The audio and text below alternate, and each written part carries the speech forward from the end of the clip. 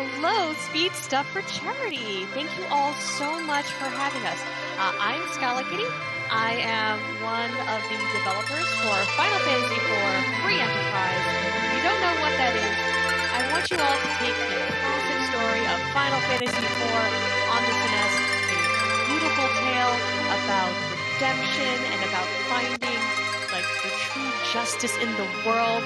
And we are going to take that plot and shove it out the window and instead turn this into a giant open world scavenger hunt. What we have done is we have randomized the bosses, the shops, the treasures, and the key items, and in this case, the objectives of what we're going to be doing. And we have two wonderful runners in our community, CommanderLeonhart and Tybalt, who will be running the seed for you. And we'll have our commentators, Ali Seal and Zoe Vermillion, who will be sort of guiding you through the seed.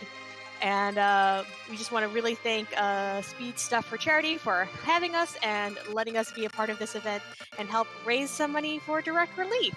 So I am going to turn it over to our wonderful commentary team, and I hope you all really enjoy this seed and this race.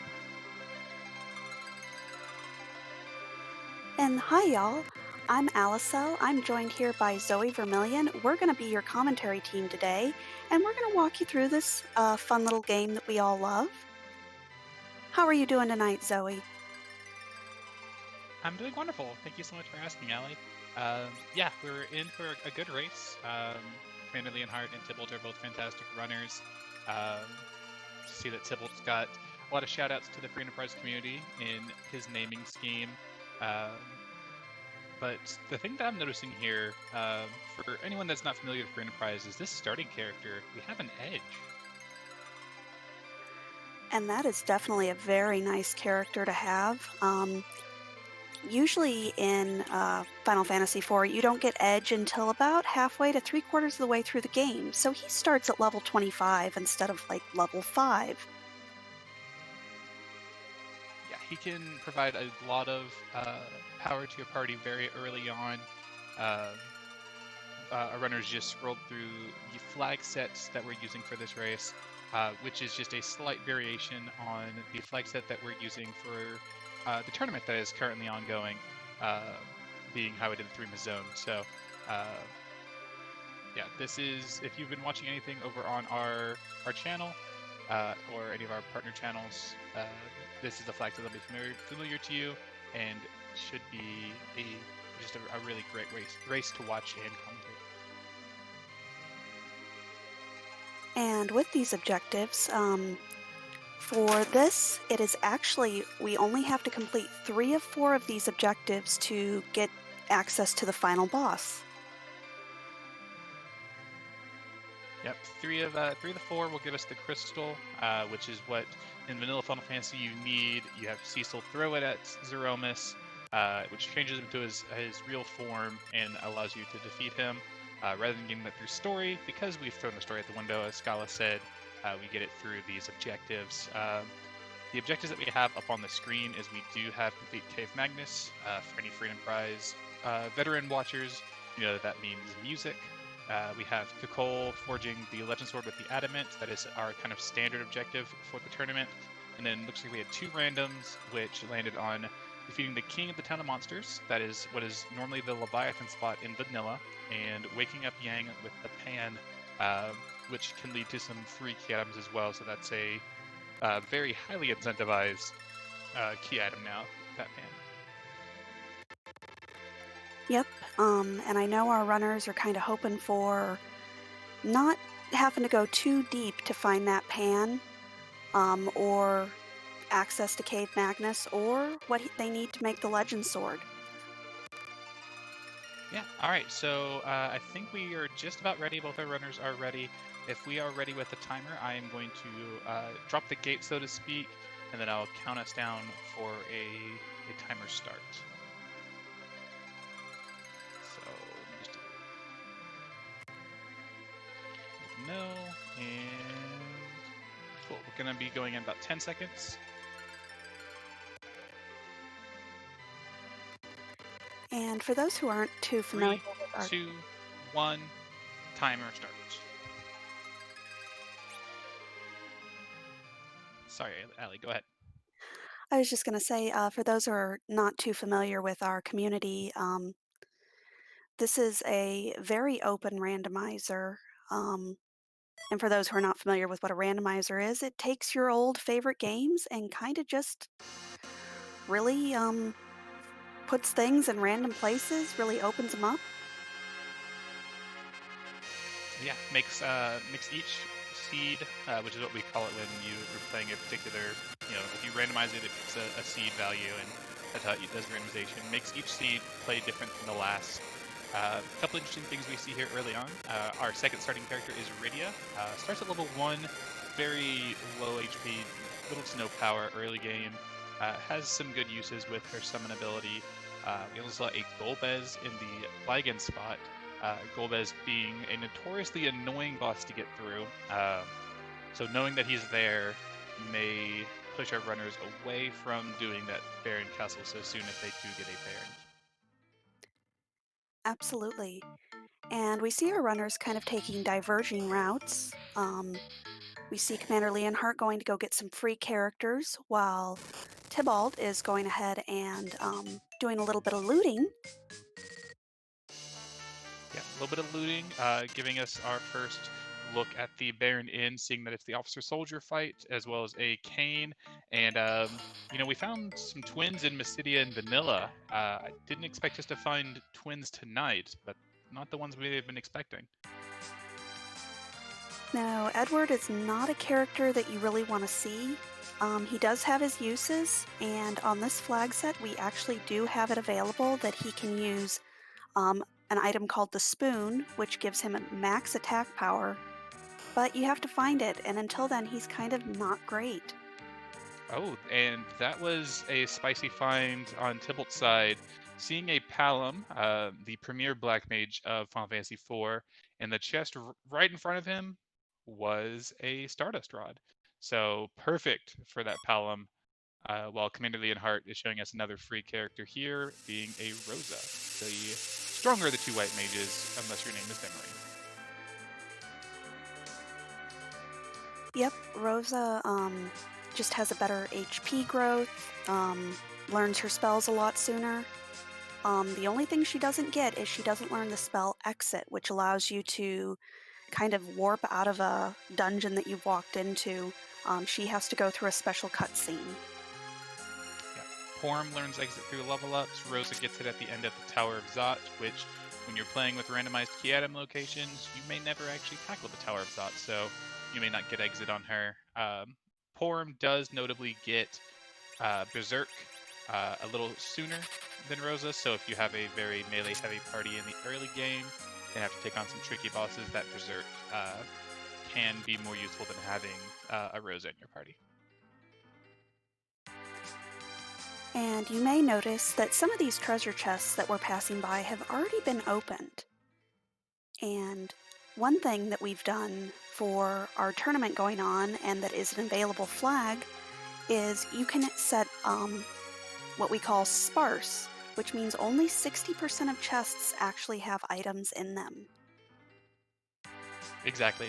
Scala Kitty took the rest of them, and she's hoarding them and holding them for ransom, and will not give them back until we hear harp music.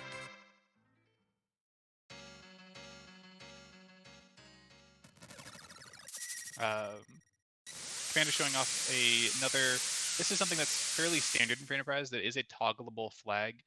Typically in the vanilla game, you bring Rydia here, and she has to overcome her fears, and she learns Fire 1 to burn down the ice wall to allow you to progress.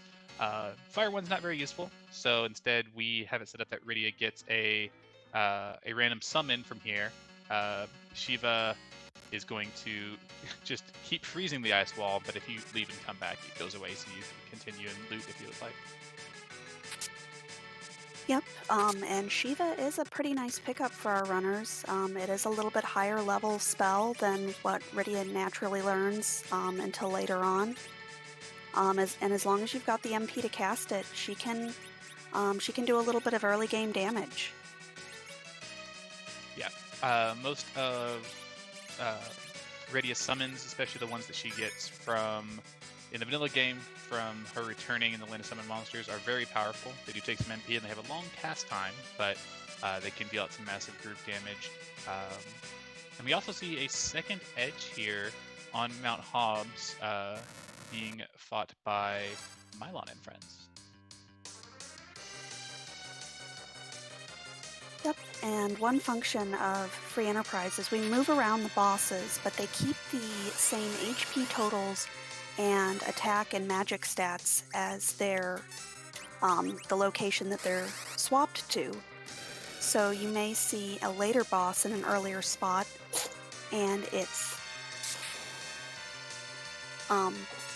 it may be a lot easier, or you can see a boss that is in a later spot that typically is very easy, but can be very, very rude.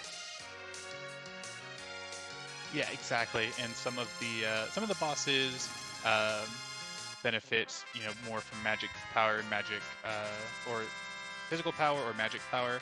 And some of the spots they have, values that are different that are based around the bosses that are there. So a very particularly melee heavy boss in a spot that has no melee power isn't going to be too scary. You stick it somewhere like Bahamut, which for some reason the devs thought it'd be funny to give that spot a massive physical attack. It can be pretty hard. And also, that was a self-summon. Hallie, do you want to talk about why that's a really big pickup? Absolutely.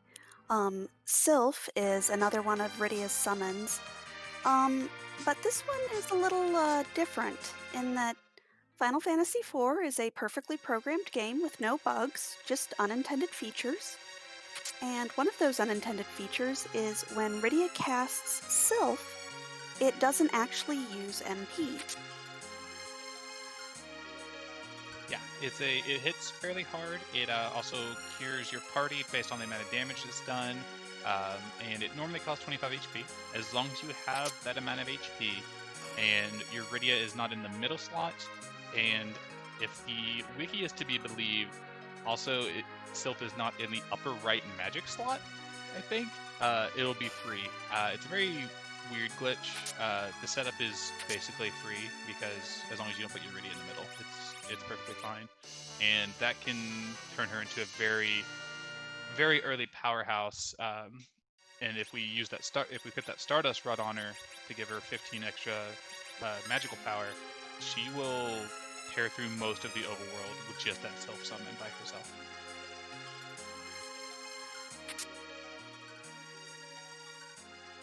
And we see Tybalt fighting up against Evil Wall here in what we call a key item location.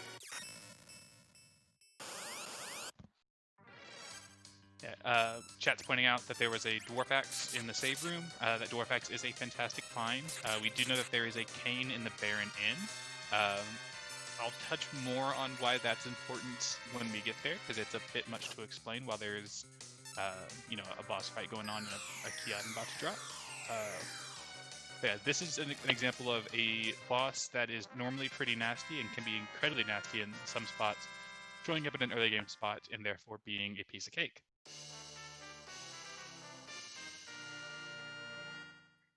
And our runners have received a hook from this location, which I'm sure chat is very excited about.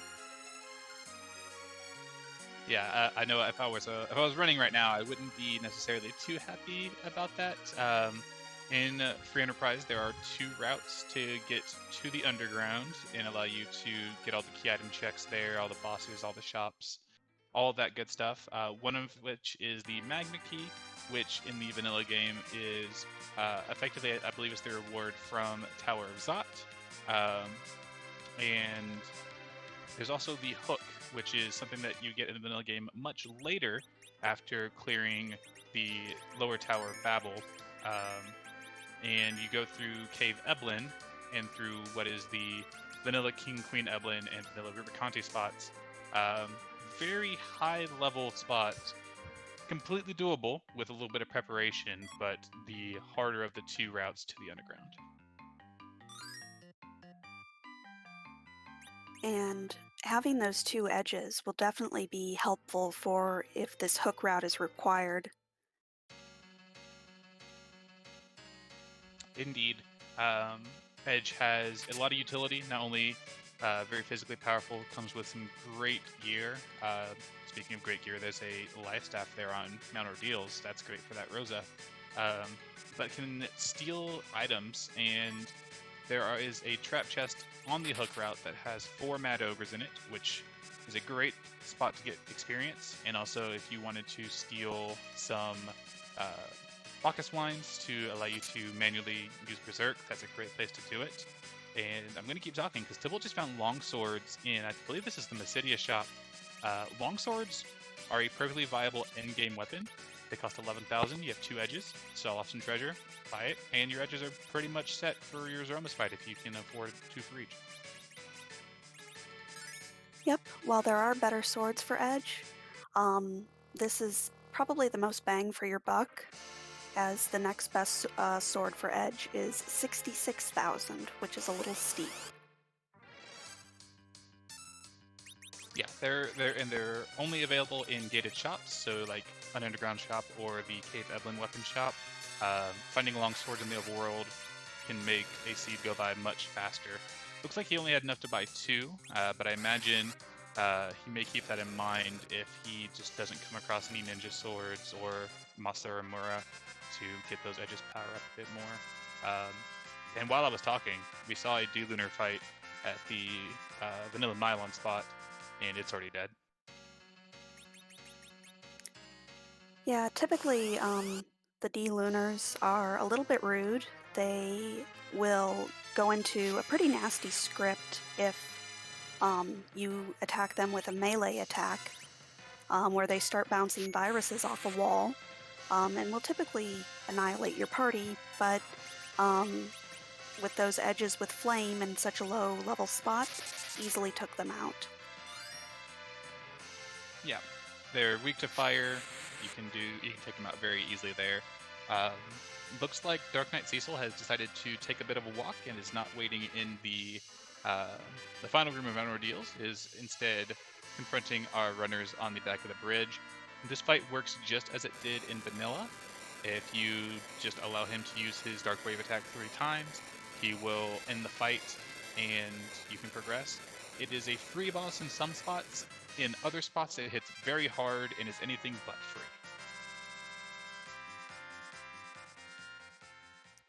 Yep, Dark Knight Cecil is probably the biggest HP check.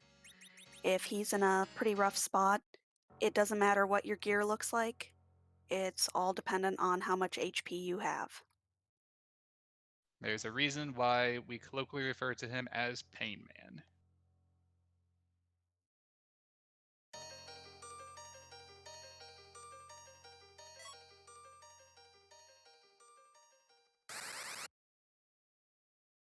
And there's a pink tail, a key item that is not technically a key item in the original Final Fantasy IV.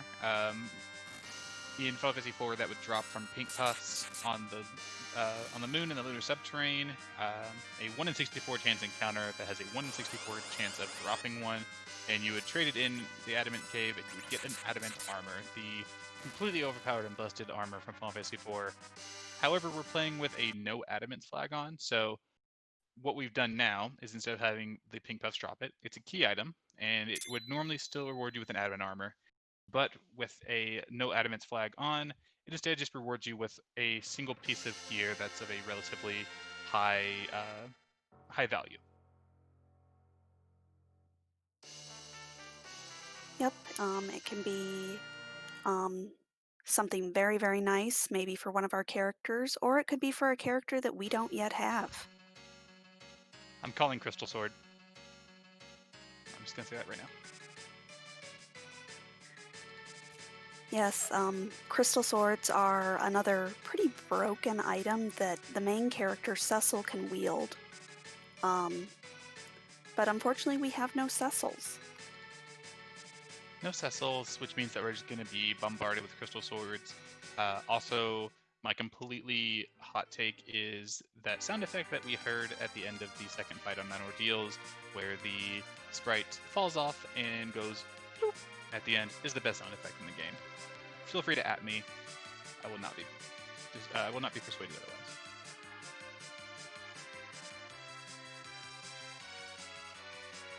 But it looks like Commander Leonhart does want to go ahead and check out what that pink tail has, and is heading quickly to Silvera, and then we'll probably go to the Adamant Grotto. Yep, doing a quick bit of shopping, checking for these chests here. There are 3 chests hidden here in Silvera. The first 2 look like they had their loot stolen by Scala. And when they're hidden in the grass like that, you don't have a visual indicator that they're empty, which always feels a bit bad. But he'll be checking some shops here, looking for a few items potentially. The silk webs are very strong, applying slow to an enemy, even most bosses, including the final boss. But the Adamant Cave is just right next door, so as soon as he's done here, I imagine, like Ali said, he'll be taking the hovercraft over, turning that pink tail, and free and bless that it's a Masamune.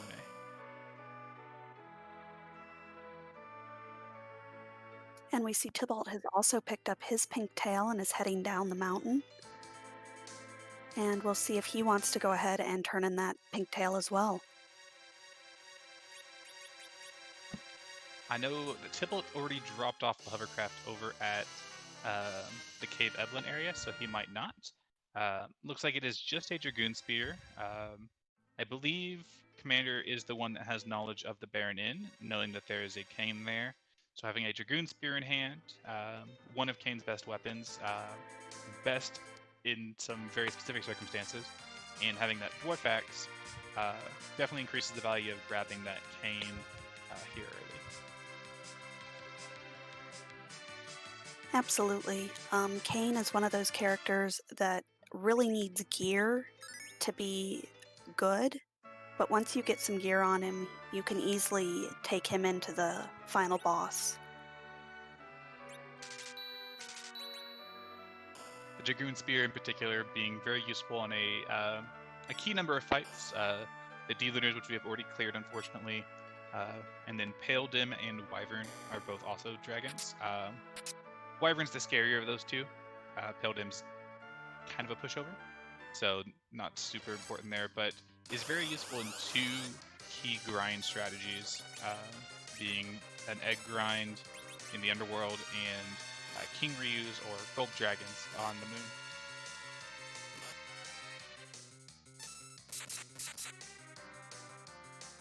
And we have some divergence here. Yep, we see Commander Leonhart going ahead and wanting to pick up that cane here in the Baron Inn, whereas Tybalt has decided to take on Fabul.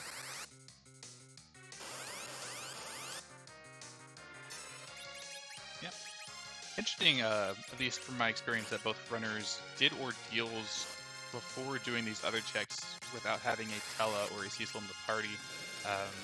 Having the 3 bosses for just the 1 key item check, without the bonus incentive of turning a Dark Knight Cecil into a Paladin or getting your Tella the rest of his very, very valuable utility and attack spells. It's a pretty interesting choice, but both these runners are doing far better in the tournament than I am, so I can't judge them too much.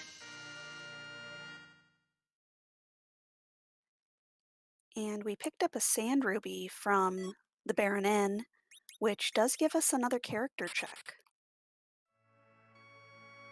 Yep, in the in Kaipo, in the vanilla game, if you remember, once you get there for the first time, you find Rosa sick in the bed with a fever, and you go to the Antlion Cave to defeat the Antlion and get the Sand Ruby to cure the fever.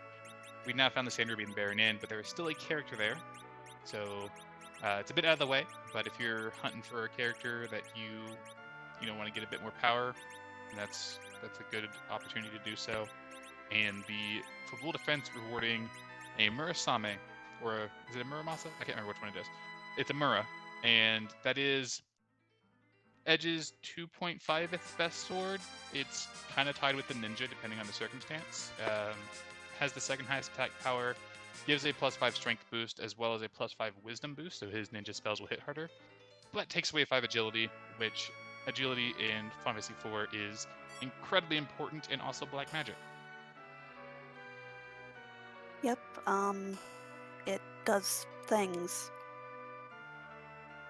If it becomes relevant, I'm sure one of us will pull out our textbook and explain it, but basically, trust the runners. They may be doing some stuff that doesn't make sense as far as their gearing and their party order, and the answer is almost always it's an agility manipulation. And in the typo, we did only see another Rydia, which not really what our runners are looking for. Again, she starts at such a low level, and it is very hard to get her endgame viable. Yeah, Rydia is almost definitely going to be staying there asleep until one of two things occurs. Either we come across a Bahamut summon orb, and you want that extra magic power from having two Rydias with it, or we get to the end of the game and we, as I just mentioned about agility, don't necessarily have what we call an agility anchor. You can come back and grab that level 1 Rydia, and she makes a fantastic agility anchor.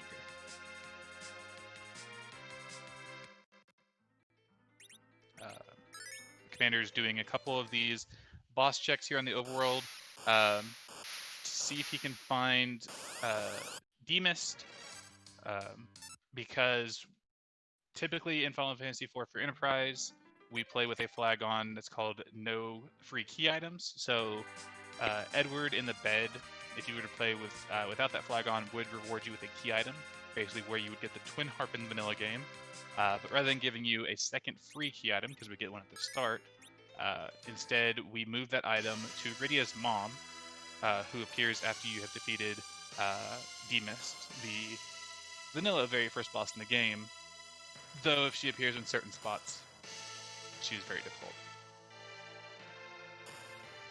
Yep, anything with very high attack power, she hits very, very hard.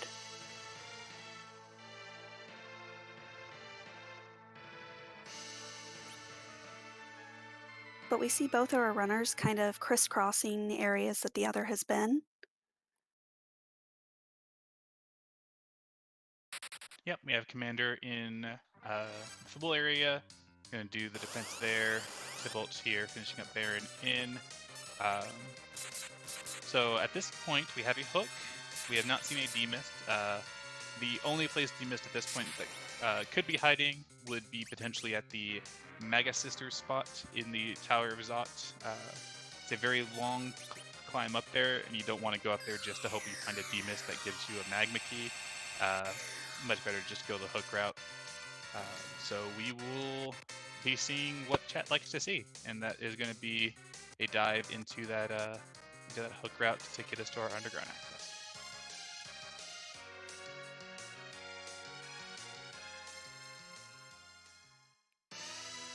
And we'll see if our runners try to open any chests along the way, or perhaps take some trap chests in other locations to kind of prepare for that hook route. Yeah, there's Cave Evelyn itself has one trap chest. Castle Evelyn has 3, and also some pretty decent loot, but it is a bit out of the way and can cost you some time in a racing environment. Maybe it's not the best. It can take more than 40 seconds, and maybe you lose by 40 seconds. Who knows? But it looks like he is going straight here into the Cave Evelyn, going to do some shopping. I believe this is the item shop. I didn't see what's there, but judging by how much he's selling, he found Bacchus and Sirens. Do you want to explain what Sirens do and why it's important that he just bought so many of them? Yep, Sirens were not available in the US release, but in the Japanese release, it will call the most rare encounter in an area. And this is helpful for our runners because there is an encounter on a teeny tiny little strip of land in the underworld that can call what we call a yellow D, or actually it's an egg that'll hatch into a yellow dragon. And it gives 34,000 experience. Yeah, it's a very quick way early game to get some power on your characters, and it's a fairly efficient way late game to get your characters to a power level to fight the final boss. I also want to point out that Tybalt made sure to buy a Thunderclaw, which is the best item in the game, according to PK. And Then as soon as he did that, he opened up the next chest and was rewarded with a second Thunderclaw. So he has one for each edge now, I guess. And is that Asura? That was Asura. I'm having flashbacks. I'm having flashbacks to that race I was just talking about. Asura at this spot is not necessarily fun. This spot has a lot of HP. It hits decently hard, and Asura is a boss that will constantly heal herself unless you do something fancy with some of these star veils in your inventory to cast the wall status on yourself and then reflect that status onto her so that her heals bounce off onto you. Something like a mute knife or mute arrows on the Rosa will make things go faster because she is a mage type enemy. But I don't think we've seen mute knives. We may have seen mute arrows though. Yeah, I don't believe that our runners have found a mute knife yet. We did get a nice piece of black magic gear for that Rydia in a tiara. Tiara is a fantastic piece of equipment for Rydia. Gives plus 10 to Wisdom, which is the black magic stat in Final Fantasy IV. Also gives resistance to dragons, as well as, I believe, to like lightning damage or something. I'm not entirely sure. I care more about the dragon resistance than anything else. But it is very powerful. It's the one thing she has over Palom, the other black mage in the game, as it is something that can only be equipped by female characters. So you can also put on that Rosa for some good magic defense and defense against dragons. But you have it ready in your party, slap it on there. That Sylph's going to hit even harder now. And it looks like Commander Leonhart is looking for one of the trap chests here that has Stalemen. Has a chance to have some nice loot, but they can be a little tricky. Yep. It looks like he did equip an Ogre Axe to that cane. Stalemen do have the giant racial flag, and the Ogre Axe does do extra damage to giants, so he shouldn't have any problem with that. I'm not sure if he used the Dwarf Axe to back row glitch that cane, but it looks like he's still in the front row, going to be taking the full force of these hits. Do you want to explain what it is I just said when I said back row glitch? Sure. Another one of Final Fantasy IV's features is that when a character equips an item that puts them in the back row, such as arrows or a throwing weapon or something, it sets a flag in the game, and when you unequip that item, that flag never goes away. Yeah, and that is very important for two really big reasons. One being it allows you to do maximum damage with a melee weapon from the back row, regardless of whether or not that weapon has a back row flag. It allows you to deal maximum damage to enemies in the back row, regardless of your position and the weapon you have equipped. And because of that, you can stick yourself in the back row, do max damage to all enemies, and take less damage because the enemies are going to be taking the penalty to you being in the back row. Also, I think it was a Zeus Gauntlet from the Stalemen, so that's a nice reward. Yep, it was a Zeus Gauntlet, which increases attack power of, or does it increase strength? Increases strength by 10 and provides resistance to giants, so it's kind of funny that the Stalemen themselves regarding it, but will be useful against these Mad Ogres who are not only giant-type enemies, they're also mage-type enemies, because of, I think it's a pun that was lost in localization.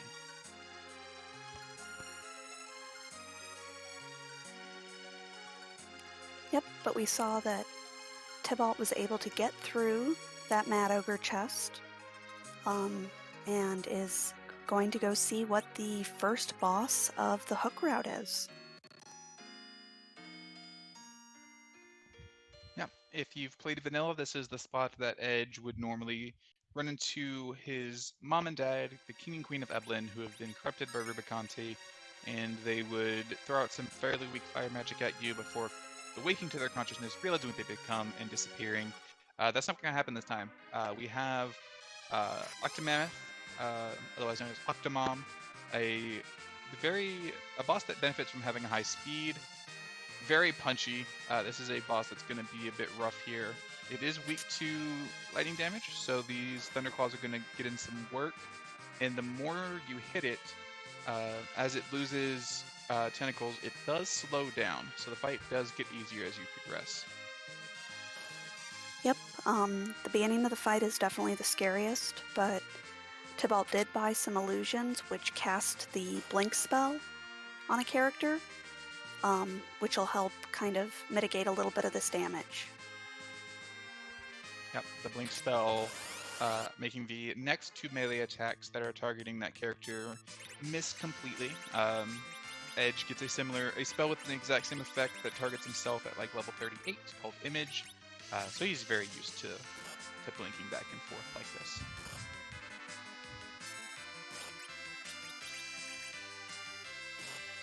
And very nicely was able to take out that Octomammoth.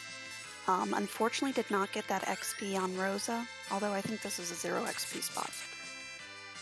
Yeah, that first encounter there was a 0 XP spot, so me taking a nap was of no consequence, but you do have an opportunity here to run back to the save room before you do the next fight.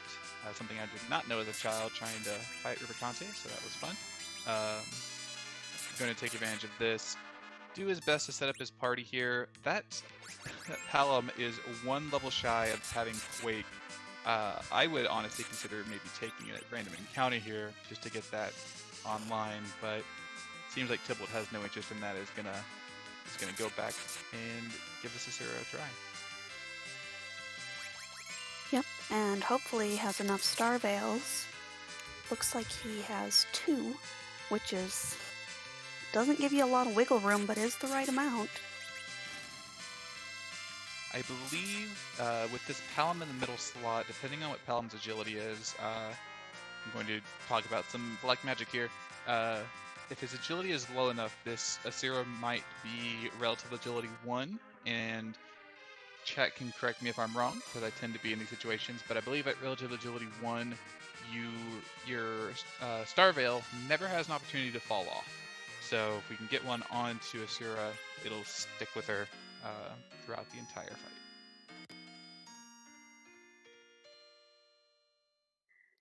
Now I don't remember what level Rosa learns Blink, but that would be another spell that would be extremely useful for this fight.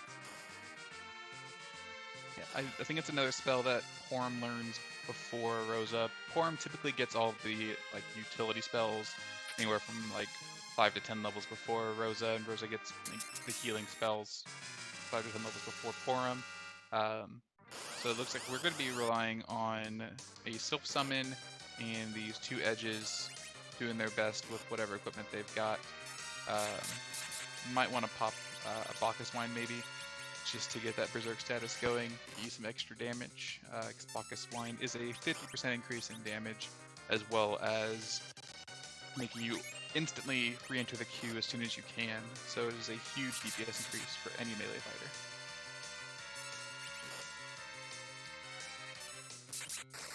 Oh.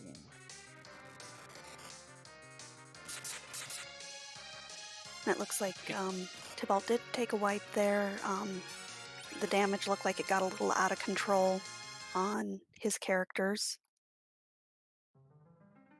Yeah, anytime that Asura gets hit, she will punch back, and this spot being, a late mid-game boss, does hit pretty hard. So being able to tank those hits and not have what we call the lovely board face AI, we don't want that to just constantly hit the character that you're trying to keep alive, as it so often will do.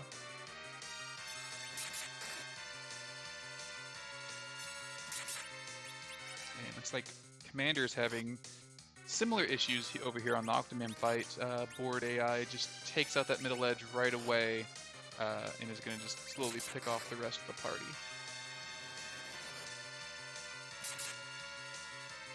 I didn't see if Commander had bought some of those illusions as well.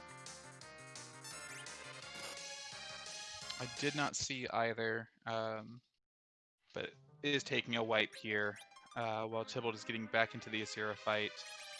See if this one can go a little bit better. The Sylph Summon can help you triage some of the damage you'll be taking. And Asira herself will also, top off one of your party members every so often. Looks like Commander is opting to take some random encounters here to get some more experience. I like this play.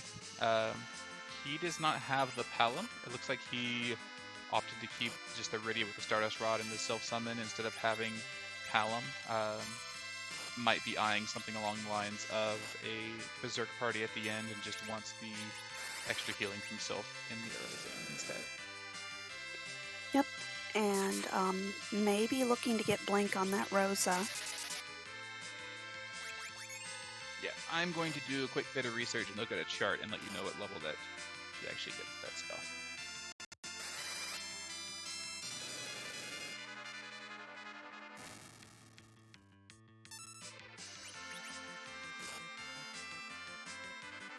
But meanwhile, Rosa gets it at level 23.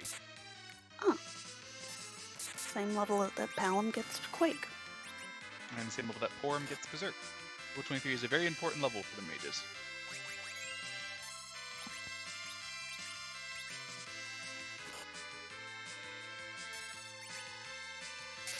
But it looks like Tybalt's fight with Asura here is a little bit more manageable. Yeah, taking advantage of the wall status on the edge to bounce viruses onto Asura, since because of the wall status on Asura, he can't do so directly. Also gets a bit of a damage buff from being a reflected spell and doesn't trigger the counter. So very heads up play there.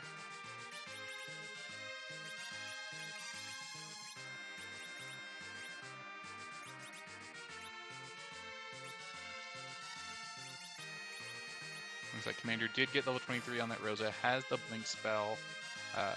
Turning off encounter is going to save those levels he just got and go and potentially give Octomam another try.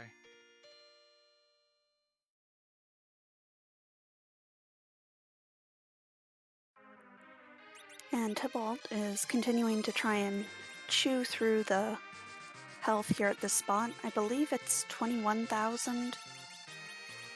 I thought it was more. I have a chart.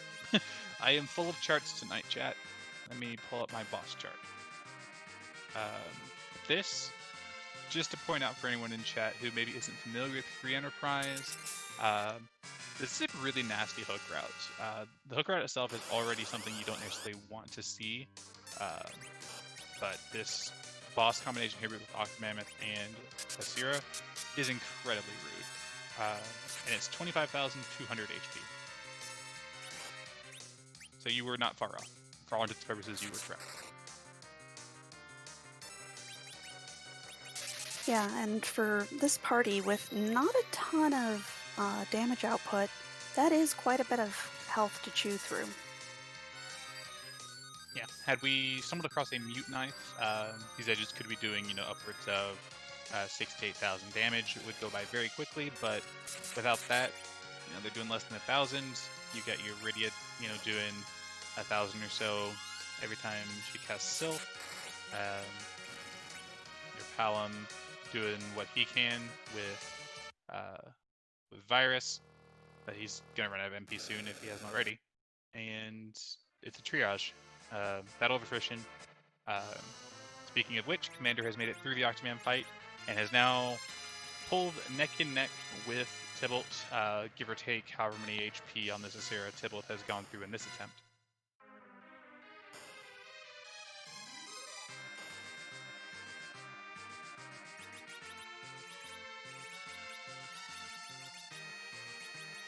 And it does look like Tybalt's kind of stabilized again. Got a little dicey there with both of his edges down, but has gotten them both back up. Yeah, at this point, it's just a matter of will he be able to get through this before his Rosa runs out of MP to keep people alive. With this flag set, we do start with a small handful of both life potions and Cure 2 potions, which can help you through a rough early battle, but when stuff like that board face AI hits your Rydia 3 times in a row, you're going to start chewing through those resources.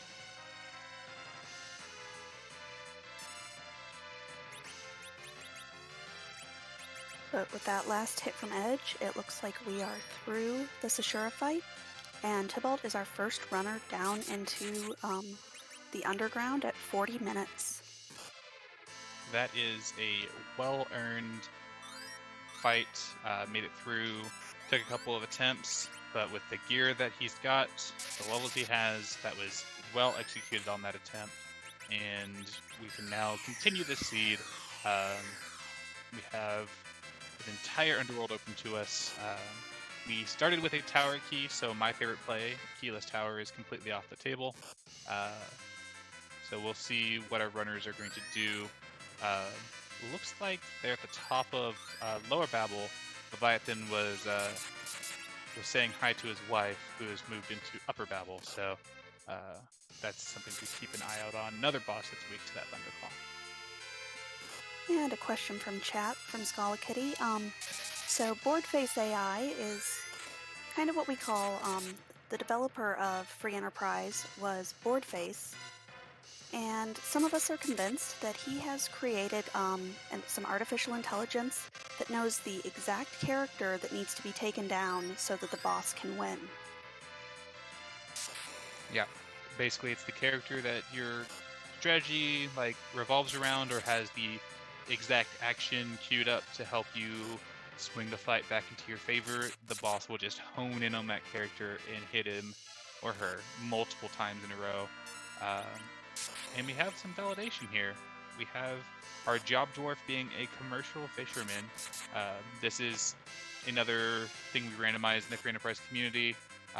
In the vanilla game, he's about a humble farmer, and so we randomize what profession he has, and we joke that it validates your seed if you go and show chat what his profession is while you're looting the Tome Restore House. I just have the question of what is he fishing? It's a sea of magma. I mean, I've played enough MMOs to know that you can definitely catch fish in magma. Rockfish.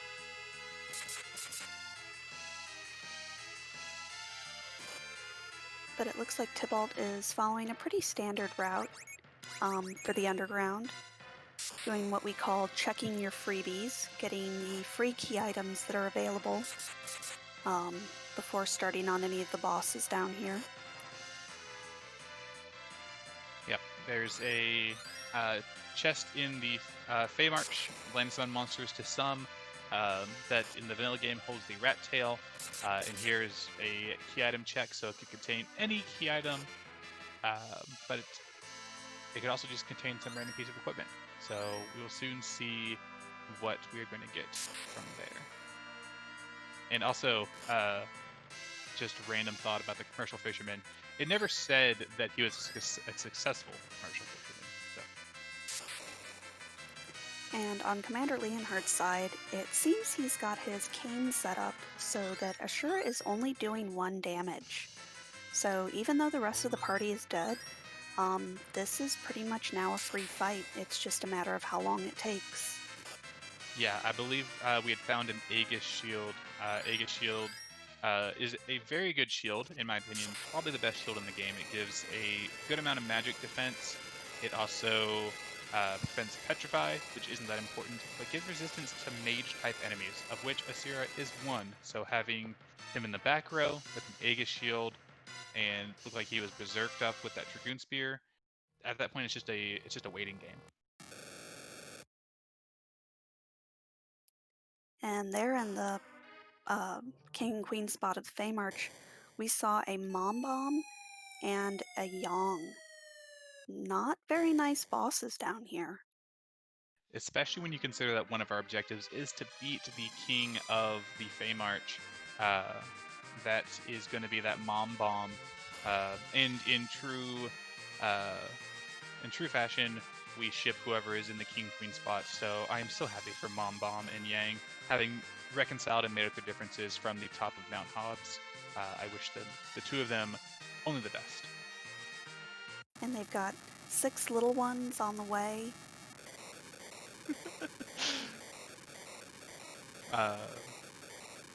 So Commander made it through there, is going to be joining Tybalt in the underground. 45 minutes for a hook seed with those 2 bosses. I wouldn't be upset about that at all. Tybalt is wasting no time, going to go here to the tower. Knows there's a Leviathan up there. It's a imminently winnable fight with Thunderclaws in your hand. And also has that tower key for the Super Chem room, which in most circumstances is a 3 boss. Oh, I like this plate here too. Has a Thunderclaw. There are 4 trap chests here in Lower Babel. They all have an alert enemy. Edge with a decent weapon in one hand and the Thunderclaw in the other can one-shot them.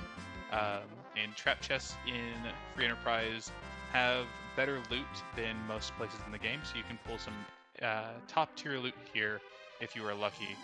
Like that white shirt, the best white mage body armor in the entire game.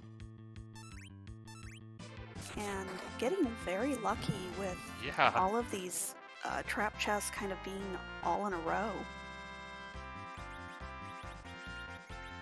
I feel like Scala's going to... I thought Scala was going to correct me and say that adamant armor is the best, but I was like, we don't play with adamant armors on.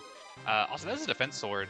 A sword that in the vanilla game you may think is just, really hard-hitting sword for Cecil that has some high vitality, which is a stat that we don't particularly care about when racing this game, but has a really high accuracy and a very decent damage, and is Kane's best weapon statistically for those reasons. If you don't need any of the weaknesses that his other weapons like the White Spear, Dragoon Spear, or Gungnir can hit.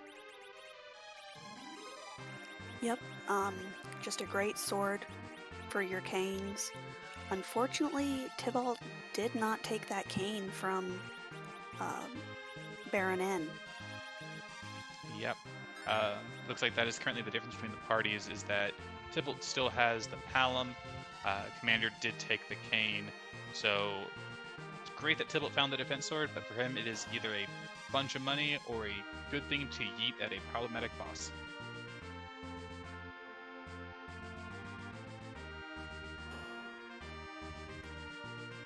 But Tybalt heading up to the top of tower. That Leviathan, not a threat. Dr. Lugay's spot has terrible magic power. It is actually possible in some cases for even his wave attack to miss. Yeah, Leviathan has 2 things he does. He hits you with a wave, which does a quarter of your life. It's entirely HP based, and then hits you with an Ice 2. Those Ice 2s are going to barely tickle here, and the wave is easily, healable if you have that life staff and that white shirt. Even Rose's Cure 2s are going to be doing a lot of work here. You have 2 Thunderclaws. Leviathan's weak to thunder. This is as close to a free boss as you can get without it being something like Water Hack.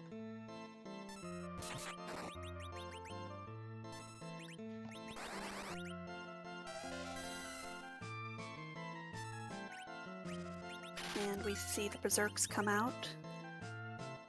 And it looks like... Oh, I was kind of hoping that Tybalt would summon Leviathan to kill Leviathan. Spider-Man pointing at Spider-Man.jpg. It's one of my favorite things to do.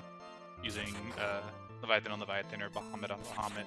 I've even pulled out Asira to heal me on a tricky Asira fight before. Commander is heading over here, is going to talk to Yang in the bed.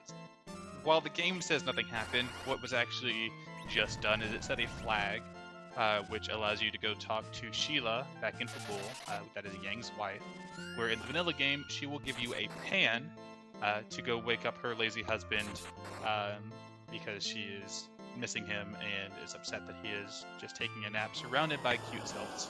And you go smack him with the pan, return it, and she gives you another piece of kitchenware, being the spoon, which is a great weapon to throw. But in here, because everything's randomized, it's just another key item check. So it's one of those all-important freebies that you can get as soon as you have underground access. Yep, very nice pickup. And we see an adamant rock here at the top of tower. Oh, that is very nice. So to remind everyone in chat or people that have come in since the beginning, we have 4 objectives in this seed. We have to complete 3 of them to get the crystal. The 4 objectives we have are complete Cave Magnus, which requires the Twin Heart. Have to coal forge the Adamant and Legend Sword, so you need the Adamant and the Legend Sword. We just got 1 piece of that. Defeat the king at the Town of Monsters, which we know as Mom Bomb, and then wake up Yang with the pan, and the pan is still MIA. Sheila 1 giving us just an hourglass, it looked like.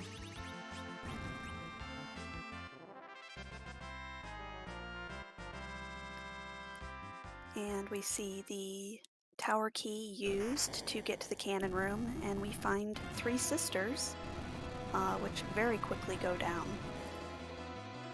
Yeah, that spot has about 497 health or something like that, so they had no chance to survive. Make your time. I'm currently distracted by Scala calling us the speed chess of esports, and I can't think of a better way to describe Final Fantasy IV Free Enterprise than that right now.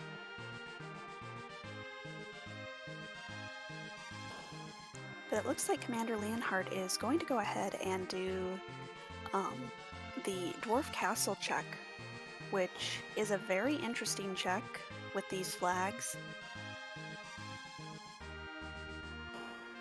Yeah, so with the Dwarf Castle, it is 2 bosses that rewards you with a character check in between and a key item at the end. With this flag set, we are playing with the infamous Warp Glitch enabled. The way the Warp spell works in Final Fantasy IV is it takes you back into the previous room you were in. And because we are entering into the crystal room of the sealed cave, when you cast Warp, it takes you back there, not realizing that you weren't actually in the sealed cave. And the key item is just waiting for you there where the darkness crystal would be. So we can double up on key item checks. Commander Leonhart does still have Iridia, who learns Warp at level 8. So as long as he doesn't ditch her between fights, he'll be able to get twice the value for these 2 key items here. I missed what the key item was on Tybalt's side. It was a spoon. It was a spoon. Okay. So if we still have that Edward, because the way the randomizer works is we try and make our bards as spoony as possible. He could equip that spoon for massive damage. We don't have that, so as it stands, it's going to be a weapon that we're going to hang on to and go, okay, this boss needs to die, and we throw it, and it does a lot of damage. There's ninja swords here in the dwarf weapon shop. As you were mentioning earlier, the only other relatively easy to find and buy ninja sword costing 6 times as much as a longsword at a whopping 66,000 GP apiece. Tybalt selling the farm and buying 2 of them. Yep, a great pickup for those edges. Oh, and there's an Edward. Oh, hey, look, you can equip that spoon that Commander doesn't have yet. Be interesting to see if Tybalt decides to take that Edward, having that spoon in the inventory. And in the gold best spot are the Baron Guards. This spot, out of the 2, has much less HP. This will not be a challenge whatsoever. And after a brief cutscene with a spooky hand, Commander will be rewarded with the opportunity to warp and get a key item within a second from this location itself. This spot was just full of free bosses because neither the Dark Imps nor the Guards have the boss bit. We don't necessarily have anything to take advantage of that at this point in time. Well, and this is our 3rd free boss that we've seen, which kind of gears up for some pretty nasty bosses later on. A Yeah, that is definitely true. We've seen a couple of nasty ones. We know where they're at. Like we saw the Valvalis. I believe it was in the Mist Cave. We know Golbez is hanging out in Baron Castle, but there's still stuff like Wyvern, Ogopogo, Kainatsu, all bosses that in later boss spots like on the moon can be very, very tricky. You typically want to see some of these bosses that don't have the boss bit there because they are vulnerable to stuff like instant death.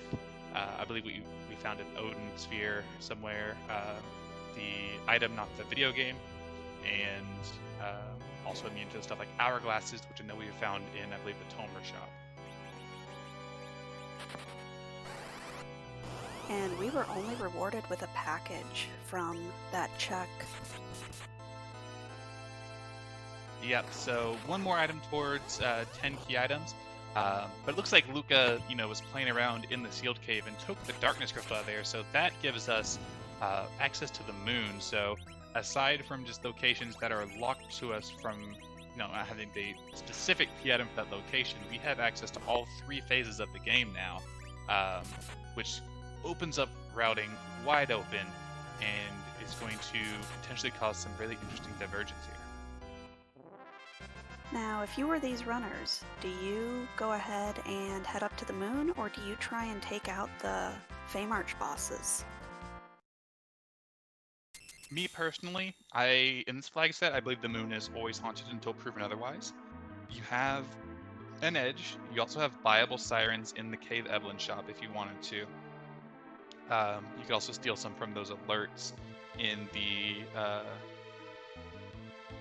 lower battle trap chest. I would grind up and take down that mom bomb because it is one of your objectives and it does reward a key item.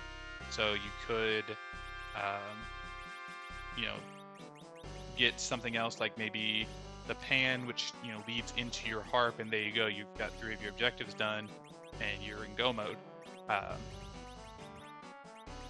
But Commander's distracting me here because he is doing something with Edge here, which is equipping a full moon into the right hand, which sets that all-important back row flag. Notably for Edge, if any of you out there are aspiring free enterprise players, to back row Edge, you need to put the boomerang or the full moon into his right hand, even though he's ambidextrous. Perfectly programmed game. With only features, not bugs. Yep. Yeah, and Tybalt dropped that Rydia for that Edward, having that spoon in hand. His Palom did have warp, so he was able to get that package. The package itself unlocks a character check, where you would get Rydia in the vanilla game, and leads to a lengthy cutscene and a boss fight. We have still not seen D-Mist, so it is possible that D-Mist could be hiding in the Kaipo Inn, which is a very annoying spot for her to be in, not because it's a particularly hard fight, has almost no HP, but just because of the time investment to even check and see if she's there. Yep, I believe that is one of the longest, cutscene heavy areas in the game. Yep. And your reward is a character that you probably at this point don't want, and a chance at seeing a boss, which there are 35 bosses in the game. There are only 34 in any given seed. One of them gets the day off. Notably, I believe D-Mist can never be given the day off, but still like a 1 in 34 chance she's going to be there, and that's not good odds.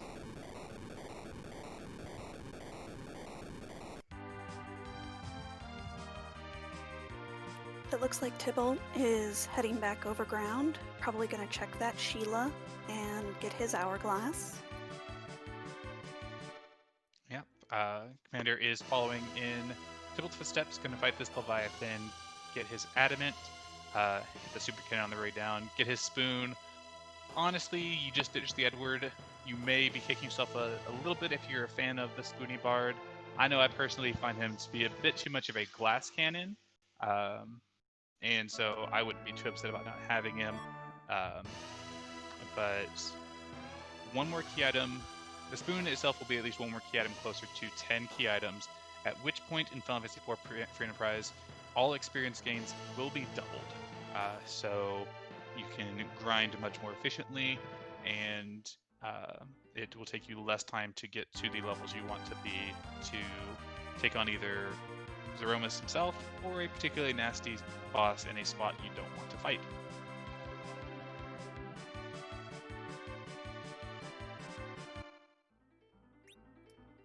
And it looks like Tybalt is actually going to raise the lunar whale. Maybe looking at going up to the moon and trying his luck up there.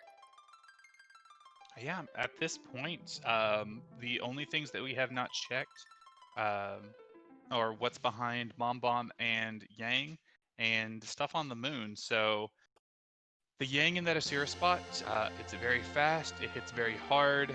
You don't have a Cecil to get the free kill because the game is programmed to, if you have a Paladin Cecil in your party, hitting Yang after the second kick, it ends the fight instantly, so you can't cheese that. Mom Bomb has like an extra 9,000 health you have to get through because of the way her script works. Yeah, let's go to the moon. We can check a character, we can check an item shop, and we can maybe try and find some of those free bosses.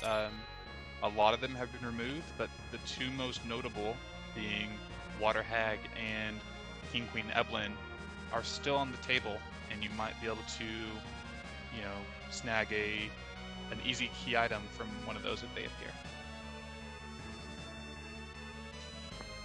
Yep. And it looks like Tybalt immediately going to the Crystal Palace. Probably wants to check that character. Might be hoping for something like a Tella. Yeah, a Tella here would be huge. If you've ever seen any Final Fantasy IV vanilla speedruns, you may be familiar with the D-Machine grind, basically on the Giant of Babel.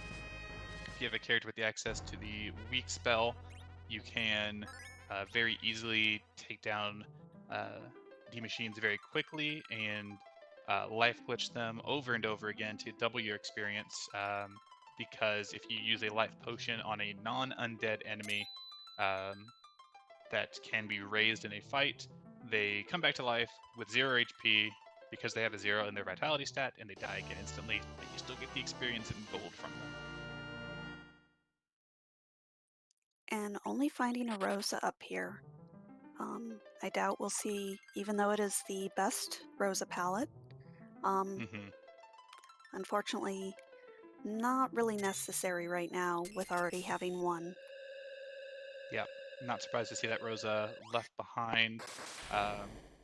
All that spiel about the D-Machine fight to say that Tella, after clearing Mount Ordeals, has access to that weak spell, and so you can do a D-Machine grind with just some ethers in your inventory.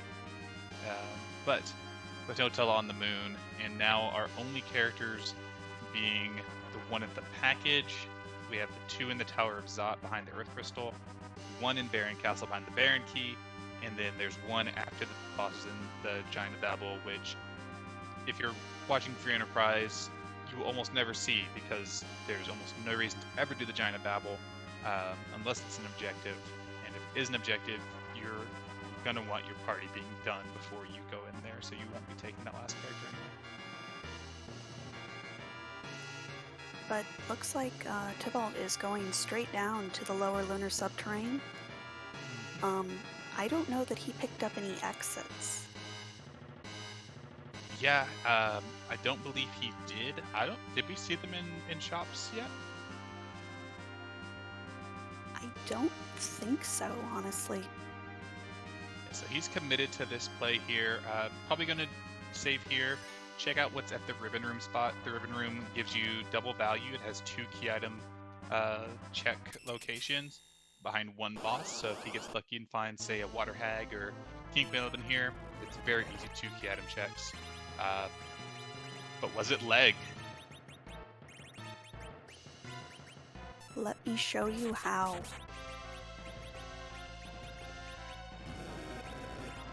This is a boss that is Like, the spells aren't going to hit too hard here. The spot doesn't have the best magic power in the world. The glare is still going to hit very hard, and you still have to deal with the fact that anytime you use the fight command, he will counter with a party-wide fire too, on top of the fact that he has about 42,000 hit points here. Yep, this is going to be quite a grind for Tybalt. And of course taking out our damage dealers. Yep, that good old board face AI at its finest. This is a spot that you would almost definitely want something like an Ice Claw. That would do wonders. If you have your Palom, use Quake, or even Ice 2 if you can time it correctly. This is not going to be easy yet, and we see a reset.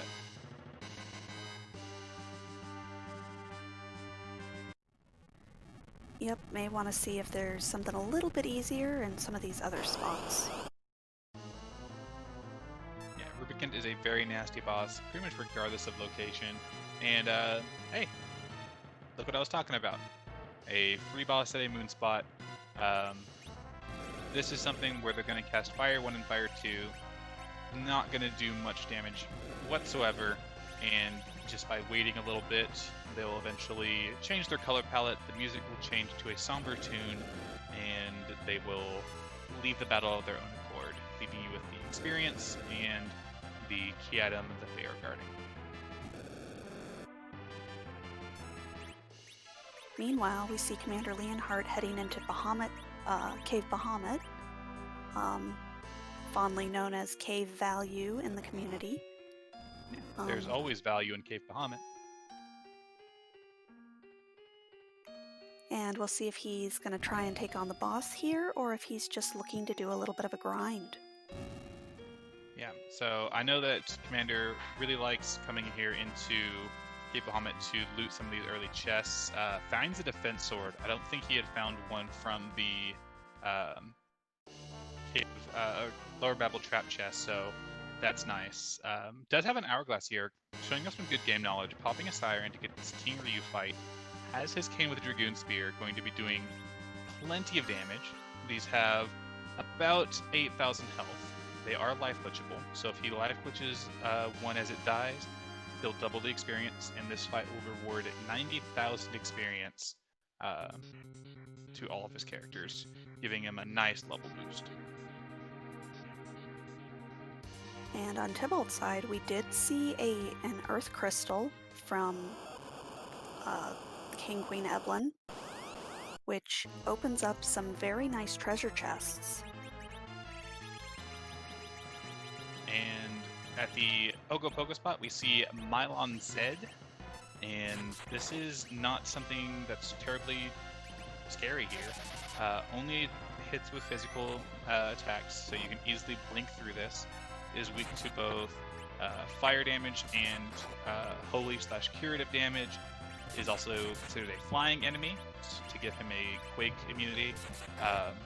This is just a matter of, make sure you keep people alive, and this will be.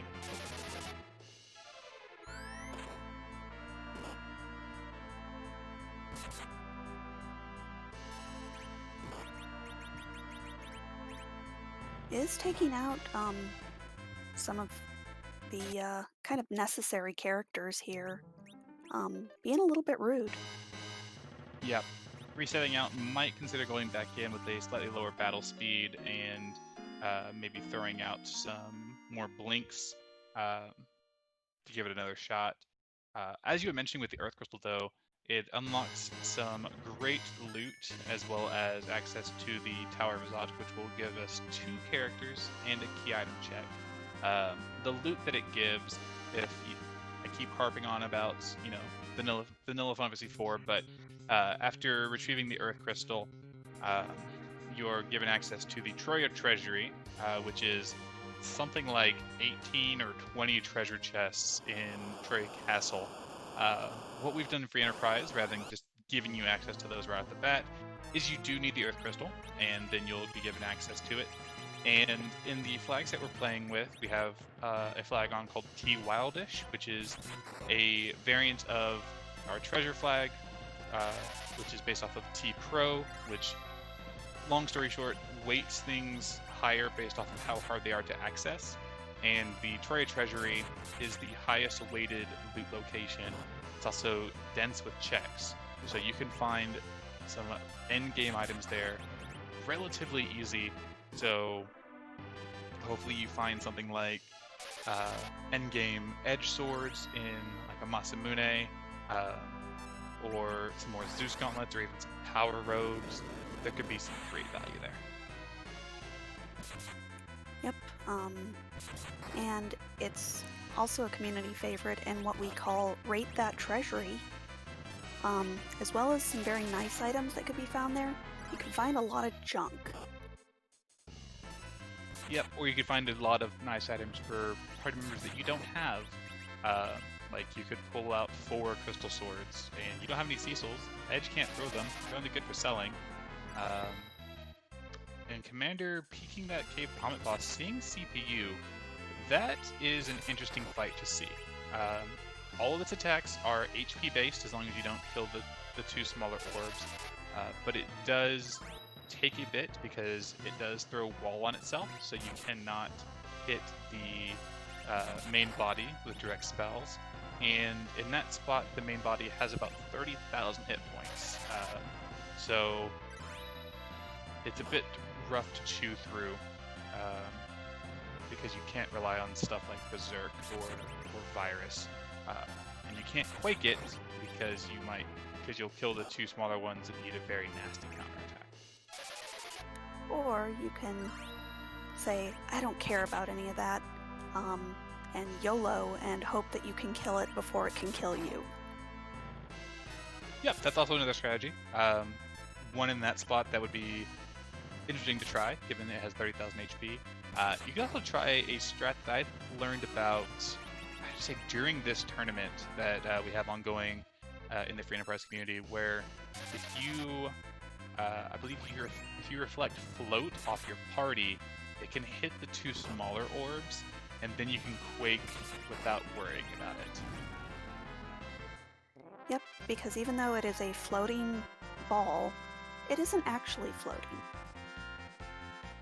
Just how, like, Mylon Zed has his feet on the ground, and yet he is flying. Is rewarded with just another Dragoon Spear for that cane that he does not have. But the Ogopoga spot does give some good experience, so he is not resetting out. We'll be walking back out to his save point.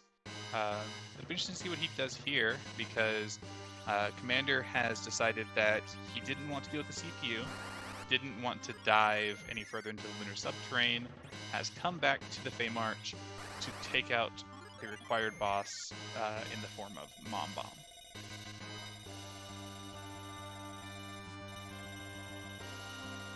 And it looks like Tybalt is heading to that Wyvern location. Gonna give that boss a shot. Yeah, the Wyvern location is a relatively speedy spot. Has some decent melee attack strength. Its magic attack is pretty low, which is funny considering what's there in the vanilla game, being a giant mega nuke to the face in the form of Wyvern. So this spot is, in my opinion, like the hardest moon boss to gauge, because if you get a magic-based boss there, it's practically free. But if you get something like an Antlion, you can be in for a rough one. Or an Alt Gauntlet, that works too. Oh my. Would you like to explain what I mean when I say Alt Gauntlet? Sure. So one of the bosses in original Final Fantasy IV is the Fabul Gauntlet, which is a series of guards, and then different monsters. But that was too boring, so we decided to kind of make it a little bit different, and instead of it being those same guards, this takes enemies from around the surrounding area. You have the same 5 fights, but instead of fighting guards, you're fighting things like Fatal Eyes, or blue dragons.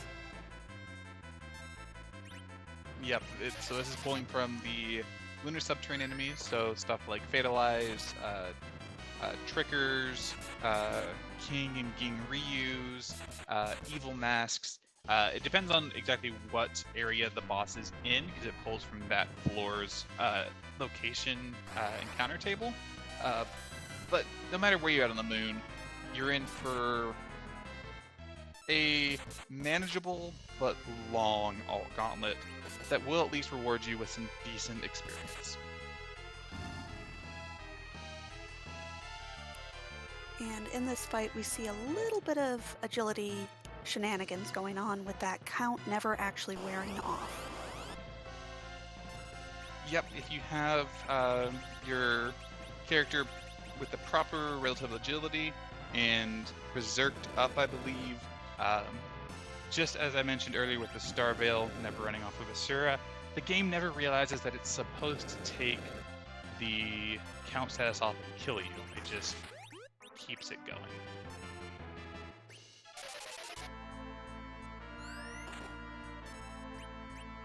And Commander has made it through the first Mom Bomb phase, made it to the second. This Leviathan should clean these up pretty nicely. They are very punchy, but looks like he had enough blinks up to make it through. And Commander is going to get our first objective complete at 1 hour and 16 in.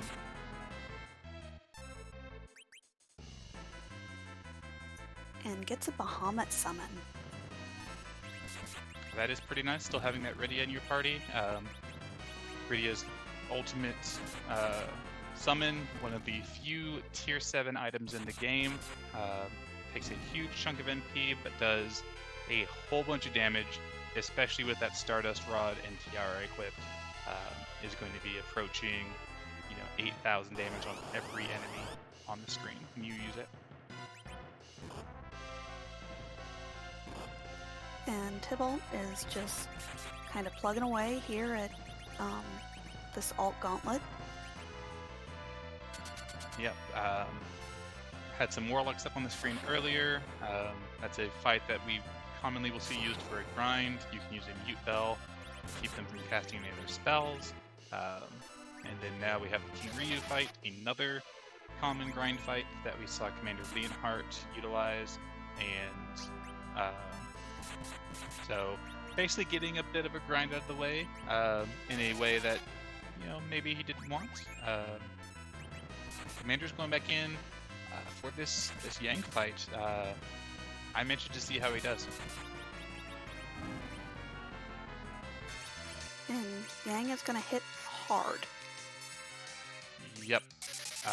Your biggest reprieve is that every other attack is going to be a kick, which the kick will just do party-wide damage that's very easily curable. But these characters are in the back row, and yes, they're mages, but they're still taking, 4 digits of damage each time.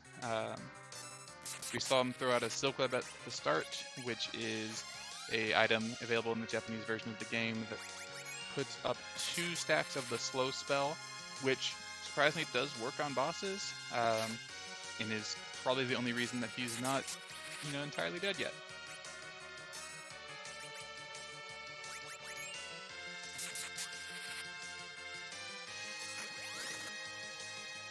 And Tybalt has gotten through, I believe that was fight 3.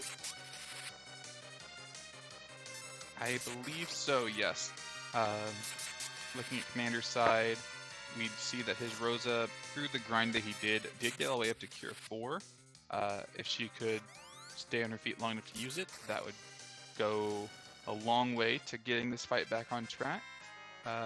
But we see him fade away into purple, and we're going to see what this spot holds and whether or not he's going to be forced to go to the moon now.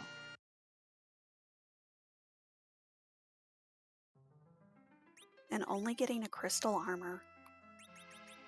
Yep, resetting right out of that. I do believe he saved after the...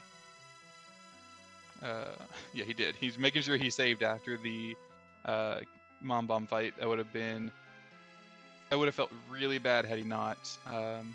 Tybalt running into a couple of blue dragons in that alt gauntlet and resets out. That's very deep into that alt gauntlet, a lot of time invested, all for naught.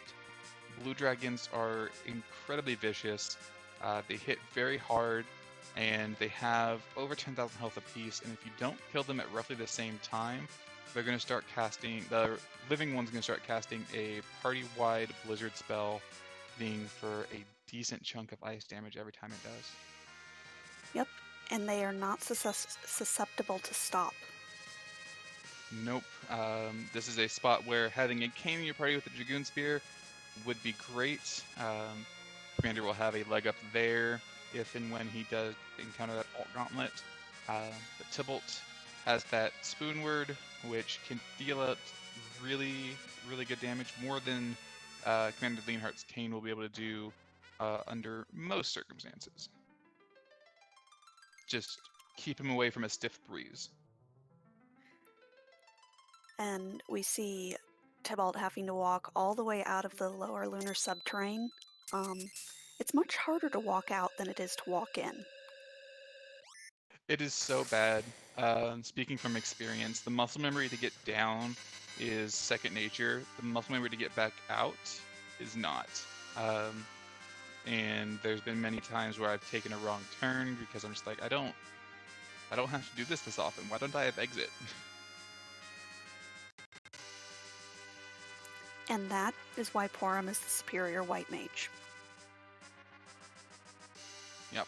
Or having a Cecil to cast exit. Something interesting here with Tybalt, though, opting to go straight for this Peldim altar instead of leaving to save. So fortunately for him, this is what we consider a free boss. Bahamut has one thing he does, and it's count down from 5, cast Mega Nuke, and rinse and repeat. The Mega Nuke is reflectable with Star Veils, of which Tybalt has 10. So this will be incredibly free. But had this been something a bit nastier that he had to reset out of, he would have had to go all the way back down to that save room on the way to Wyvern. And that would have been a nasty bit of time loss. Yep, that is a very long walk.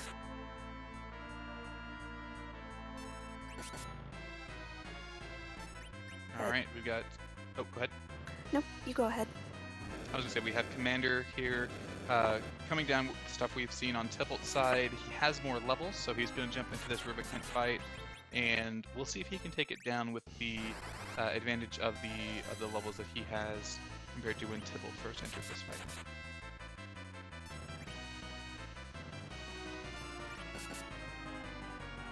And still having that Rydia with that Leviathan summon and with that Bahamut summon definitely gives an advantage. That Bahamut doesn't care whether the cape is open or closed. Yeah. I'm curious to see if... 'cause I believe we still have a Mura for one of these edges. It does give +5 to Wisdom, and we did have to do a hook route, so we do have the Flood spell. And despite it sounding like a water element spell, there is no water element in Final Fantasy IV. So it is actually ice elements. So if you hit that Rubicon while his cape is open, you'll hit his weak point. But Bahamut doesn't care. It does nearly 9,000 damage anyway. And Tybalt getting the pass from that Bahamut. That is excellent. So some of you might not be sure what the pass is or what it does. In the vanilla game, in the Troya pub, there's a NPC that you can buy a pass from for 10,000 GP. That pass allows you access to just a special fun area. I can't remember exactly what it is, but it's behind the Troya pub. We've repurposed that. You can now find the pass in any key item location if you're playing with the P key flag, meaning that the pass is in the key item spot. And that pass, when turned into that same NPC, instead of taking you to this fun little bonus area, gives you a shortcut straight to Zeromus. So you don't have to descend through the lunar subterrane, and you can actually fight Zeromus without even needing the darkness crystal in your inventory at all.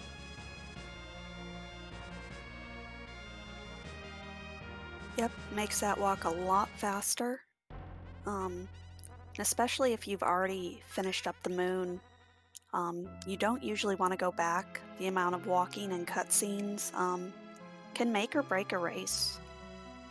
Yeah, honestly, I've seen racers, and I do this myself, is even if I have a safe point down there by that ribbon room and plague spot, if I'm not 100% confident in my party, I'll exit out, go back to the Earth, and go through that pass door, because if you have to take a wipe, that is, 10 times faster than having to redescend through the lunar subterranean. I didn't see the first Geddon, but I did see a crystal sword in that ribbon room.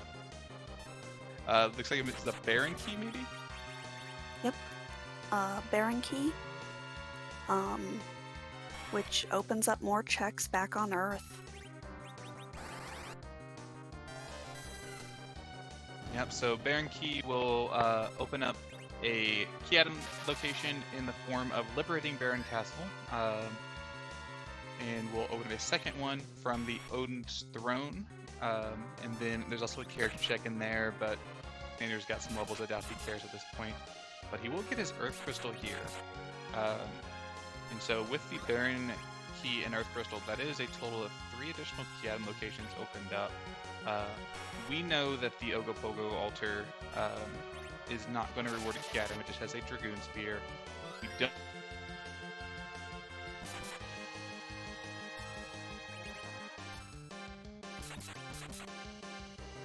It looks like we're having slight technical difficulties.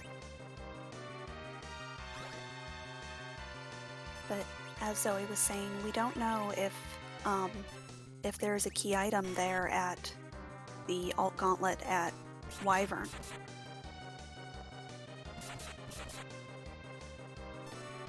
And we do still need a pan, a legend sword, and a twin harp. 2 of the 3 of those items.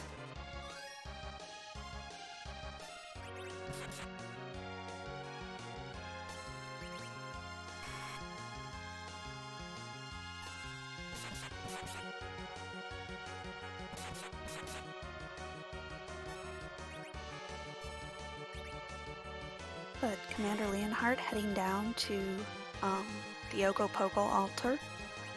Gonna go ahead and face his Mylon Z. While Tybalt is taking on the CPU. It is a slow fight, but not necessarily that dangerous.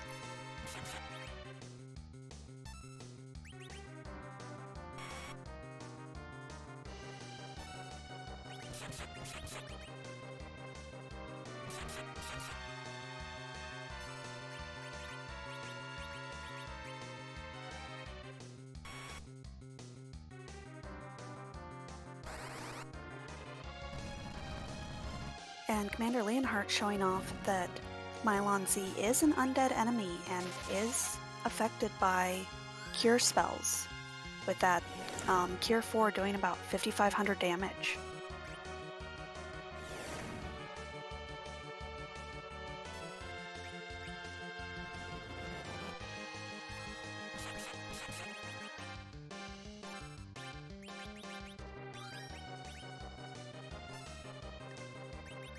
We see on Tybalt's side that the Globe 199 did come out and kill 2 of his party members,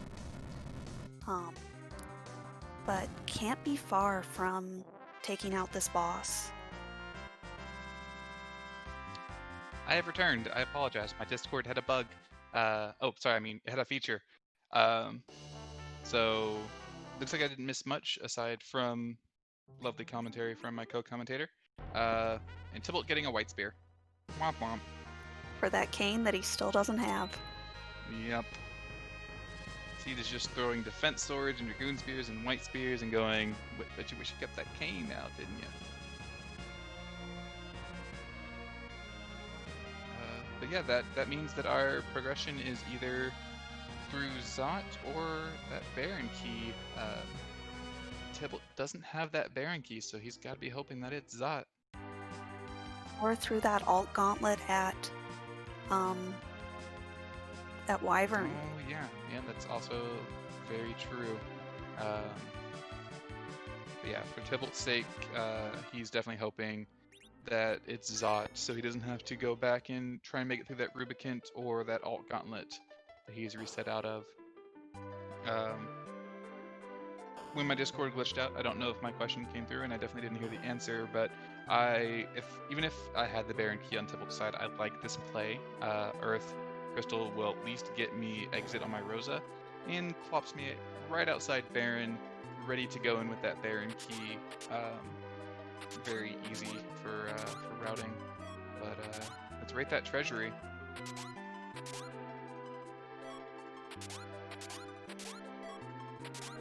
Well, that's 2 moon veils. As an exit, I probably wish he had before. A Thunderclaw would normally make this a 10 out of 10, but already having Thunderclaws in inventory, I'm gonna call that a 4, and that's mainly because of the 2 moon veils, which if you run into, actually really with the boss spots we have open, unless there's something really nasty at Odin, like an Antlion, even the moon veils aren't gonna come particularly in handy. So I may even just call that a 2 out of 10. Now, Tybalt hasn't done those 2 Baymarch bosses, so those are both bosses that you could get some use out of those moon veils with. That is very true. It does make that mom bomb. As long as your character can survive the explosion and you can kill the bombs, the small bombs before they start exploding on you, that's a very doable fight. Makes the karate fight mostly free. I believe Kick still gets through Moonveil. So yeah, we'll call it a 4 out of 10 for Tybalt. If Commander goes there, that's going to be like a 2 out of 10. And Commander Leonhart, also wanting nothing to do with that Alt Gauntlet, is going ahead and warping out. I do not blame him one bit. That's something where you see that and you go, if this is progression, I am comfortable losing here. Hey, Water Hag. And here is the other blue robe, the one they probably wish was there at that Wyvern altar. Yep, this boss normally comes in the Kaipo sequence after awakening Rosa with the Sand Ruby. I believe that's when it takes place in the story. I'm really rusty. It takes 3 hits, and it gives some encouraging words to Edward, or in Tybalt's case, Jeebus. And after 3 hits, goes Ogg, and goes away. So it's the textbook example of what we consider a free boss in Free Enterprise. Even in locations where it can be very punchy, if you can, have a moon veil or blink your way through it, you can take it down in even the roughest locations at a very low level.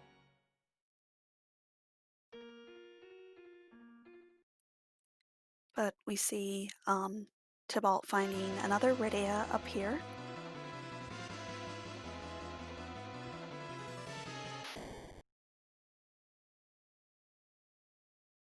And a punch mage. So called that because Yang scales very well with levels and less so with weapons, because his claws are basically just there for elementals or small stats if you're got cat claws. So we basically treat him like a mage, give him a bunch of levels, and his damage goes up just like a mage would, regardless of his equipment. And drops that Palom and picks up that level 1 Rydia. Yeah, sitting here gearing up for what looks to be a very good party for Berserk strats. Might be having his eye on that end game. Taking this Rydia probably for being an agility anchor. I'm not sure if I like this move right here. I don't know if Tybalt has checked the bed in Kaipo, knowing that there is another level 1 Rydia there. I would have liked to keep that Palom around a bit longer in case you run across something like Antlion or Demist, which can heavily punish physical fighters, and you definitely want to have some good magic damage.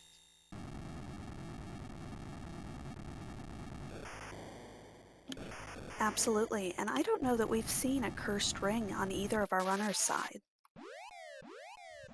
I don't believe we have. I don't believe anybody's looted one, and I don't think we've checked every single. I think we've actually, with Commander here now in Troya, I think we have checked every single armor shop. Tybalt getting a rat tail, so having the hook, we'll be able to turn in that tail. Tybalt also finally remembering to mark the pink tail he got from Ordeals, so I no longer have to berate him for that when this race is over.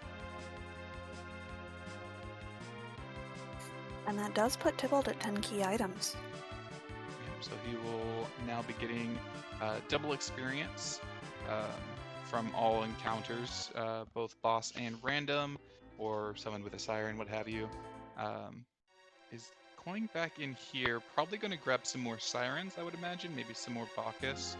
And then we'll probably be heading to turn in that rat tail. Unlike its pink tail counterpart, the rat tail can reward a key item. So right now we are still on the hunt for a pan and or the twin harp to allow us to get our other two objectives. Oh, and chat pointing out there was a ribbon in the armory. But yeah, that is slightly better, especially with if you have a white shirt on your Rosa, which I don't think Commander has, but you do have that life staff. The ribbon, it's a ton of magic defense, and Rosa can easily survive an unnerfed Big Bang with relative ease. And with that ribbon, if our runners do Baron Inn and take on, or Baron Castle and take on that Golbez, can keep the character from being killed. Yep. Fred's immunity to instant death effects, which is the most useful on Golbez.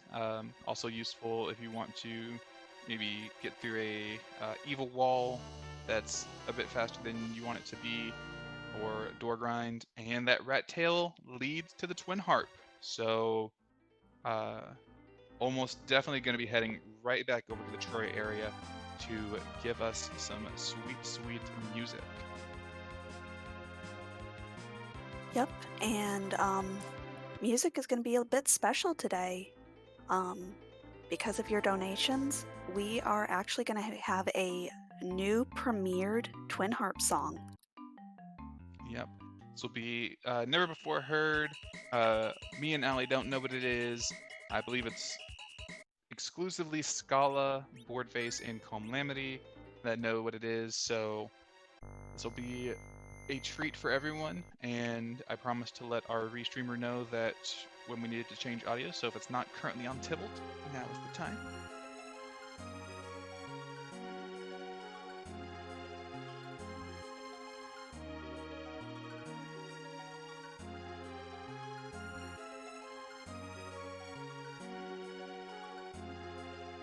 And excuse me while I try and fix my audio so I can hear this song.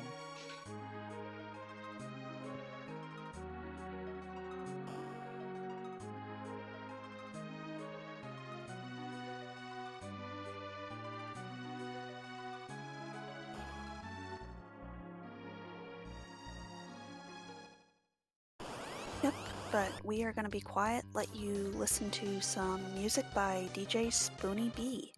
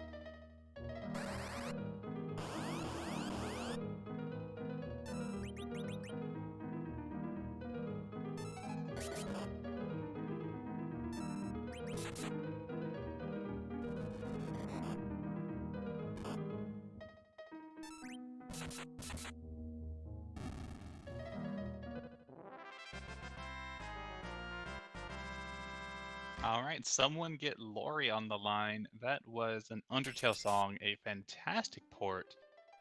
Never before heard. So big shout outs to Calm Lamity, one of the devs here on Free Enterprise that does a good amount of our harp music. Tybalt getting rewarded with a magma key, but more importantly, lighting up an objective and getting him one step closer to that crystal. And meanwhile, Commander Leonhart about to pick up his rat tail, which leads to the twin harp. Unfortunately for Tybalt, that chain did end in the magma key and not in the pan or the legend sword. So that means that either hiding in Baron Castle or at the Odin spot after defeating Baron Castle or behind that alt gauntlet is where our pan is. We are rapidly running out of checks to make.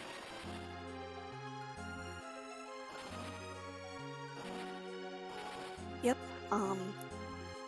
I know Tybalt is probably hoping it is down here in the Fey March, but unfortunately only going to get some gear and a Bahamut summon. Yep. I imagine we'll see Commander head over and give us a quick reprise of music. It being an objective and rewarding a key item, he's probably hoping that it is either going to be the Legend Sword or the Pan. He'll be frustrated that it's just a magma key, but always do what's required. That's one of the first things that Demi taught me, and I still don't do it, and I'm losing races to this day because of it. Check your freebies and clear your objectives.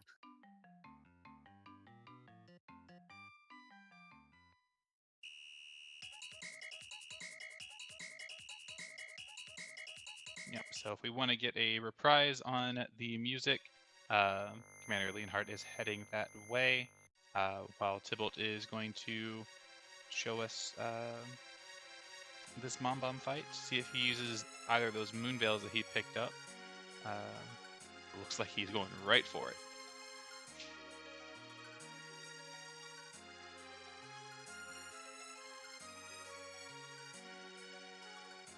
Yep, Moonveil, another one of those Japanese items that actually casts the, sort of like the blink spell, except for it never wears off. Yep, I believe it's called Barrier, and as opposed to Blink, which basically just allows you to dodge to attacks, Barrier sets your defense to 255, which in Free Enterprise terms means that enemies are just never going to hit you, and it just doesn't wear off. I don't think they programmed in a way for it to go back to normal.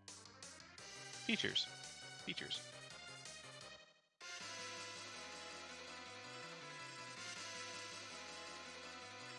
But we'll go ahead and be quiet again to get our reprise of music.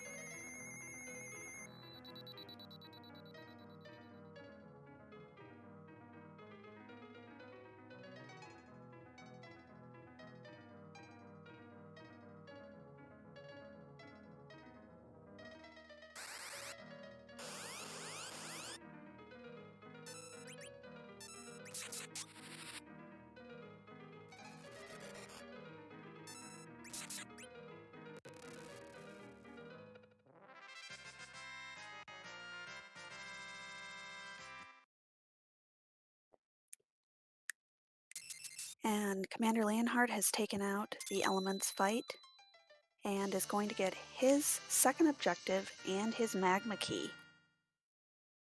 Yep, so our runners are pretty neck and neck here. The primary difference is that Commander was able to take down that Rubicant in the Ribbon Room and get that Baron key. So we will likely see him head there for heading back to the moon, which could prove to be a detriment, actually. It could lead him down a rabbit hole, which doesn't result in either of the key items that we need. Instead, the progression being behind that alt gauntlet. So having an extra key item, bit of a blessing and maybe a curse here.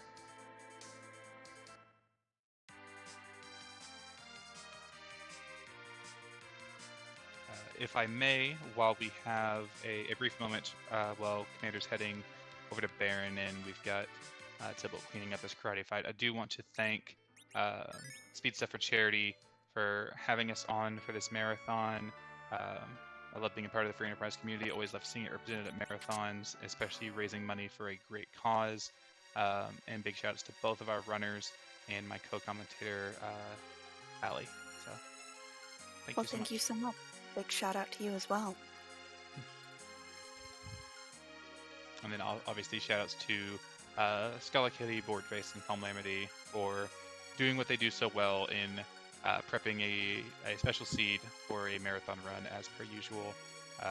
The amount of love that goes into this game, both from the development side and from the community side, is unmatched in my very biased and humble opinion.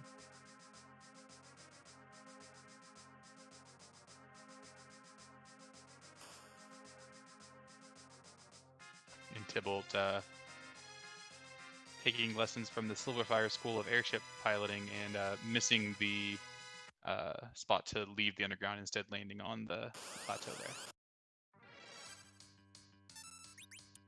And it looks like Tybalt is going to be checking that package. Maybe looking for that D-Mist. Yeah, this is another possibility. This is the only other boss that we have available to us that we haven't seen. Could be D-Mist. D-Mist could also actually be in either of the spots on the Giant, which we do have access to. Those spots having a lot of HP. The first one having 65,000 HP. We probably don't want to peek there and see if the D-Mist is there, but I like this check. It's a lengthy cutscene, but you're on the Earth. Let's check before you go back and do the moon, which is the only other thing you have left. Yep, especially having that pass. You absolutely don't want to go back to the moon if you don't have to. Yep, in this flag set, there's, in my opinion, an unofficial third rule after check your freebies, do what's required, is don't leave go mode on the Earth. If you have stuff on the Earth and you're about to make a trip back to the moon, check what's on the Earth, especially if you have a pass, because you don't want, to waste a trip to the moon when you could be done on the Earth. And that's a huge consequence of the 3 out of 4 objectives. While yes, the pan could be behind that alt gauntlet, if this is D-Mist, it could have the legend sword, and you don't care about the pan.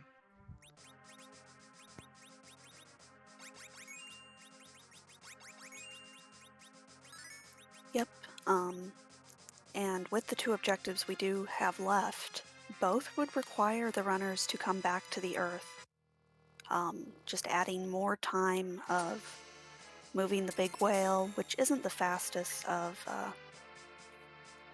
airships, and only finding a Keinatsu. Well, there's not many boss spots left we haven't seen, but if you're going to see a Keinatsu, might as well see it there instead of at that Odin spot. So yeah, this is going to come down to basically the last location. If it's behind a D-Mist that's chilling in the CPU spot on the Giant, I am going to have words with the people who vetted this seed, because they are being very mean to our runners. Well, and Commander Leonhart finding that wyvern, thankfully able to get up some star veils.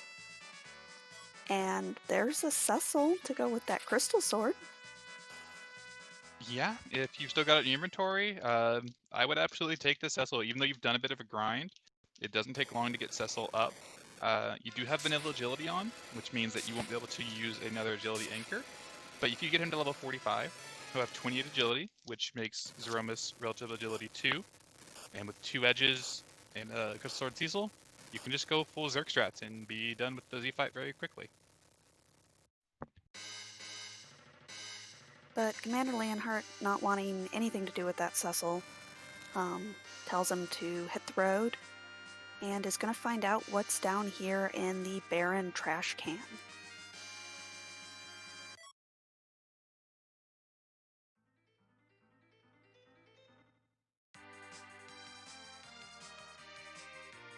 And gets the pan.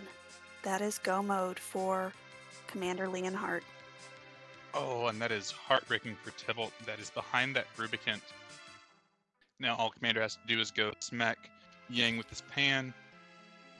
And this gets even worse if you consider the fact that that pan can lead to 2 more key item checks. We'll see what one of them is upon smacking Yang, but there's another one at what we call Sheila 2 when you return the pan, and either one of those could be the Legend Sword, so the answer could be that Rubicant. Well, and Commander Leonhart did not pick up that pass, did not fight that Bahamut. So we'll have to go back to the moon and may actually check Sheila 2 to see if that pass is there. Yeah, might as well. It can save you a lot of time. It's barely out of the way, so I fully support it. I had to step away briefly to grab myself a ice cream bar. Is this demist on the giant? This is demist on the giant. Oh boy. I didn't mean to commentator's curse like that. I'm sorry, Tybalt. This is a terrible spot for demist, too. Yep, a whole bunch of HP, and a fight that allows you to get in a few hits, and then after it hits 3 times, it goes into mist, and you can't touch it until it comes back. And interesting choice going with Fox One.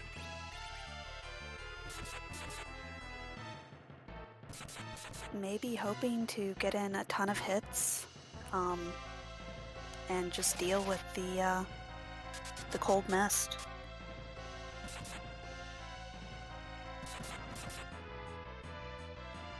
Could be good game knowledge here, knowing that the cold mist doesn't hit very hard. It is a waste of animation time, but yeah, it's given the fact that you just threw out a Silk Web, it's going to take longer for demist to come back out of this. We could see quite a few cold mists here, and they are hitting for nothing, but it is a loss of time from the animation. And Commander Leonhart, having no interest in what Sheila 2 is holding today, says, I don't care if it's the pass, I'm not going to waste the time to find out, and is heading down into the lunar subterrane to face Zeromus.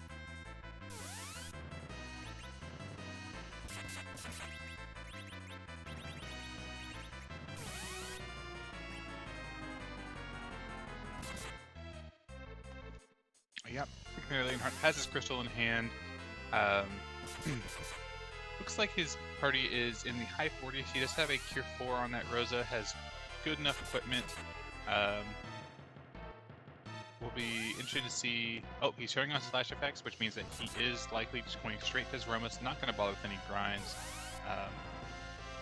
Having the flashback on allows you to know precisely when Zeromus dies. So I will give a heads up to anybody that is in chat and that may be photosensitive. There will be some flashing in this upcoming fight. It's perfectly okay if you need to look away.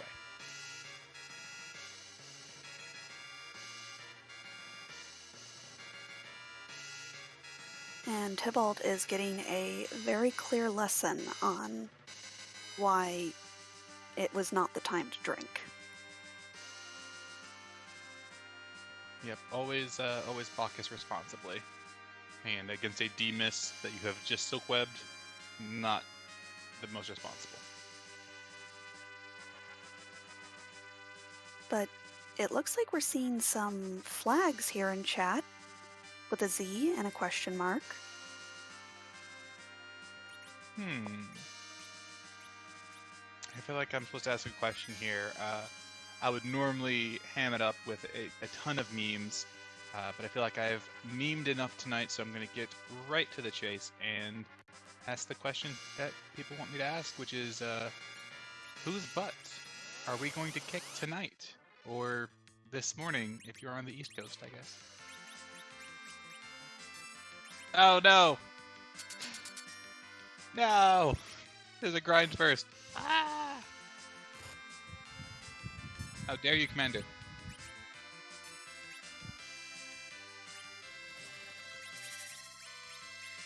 Meanwhile, Tybalt, beginning to wonder if that demist was ever going to change back, goes ahead and takes a reset, probably going to give it another shot. Yeah, the Bacchus wine on that demist there, after having done the soak web, did two things that weren't working in his favor. One is it makes your melee fighters trigger the counter over and over again, which is going to waste animation time.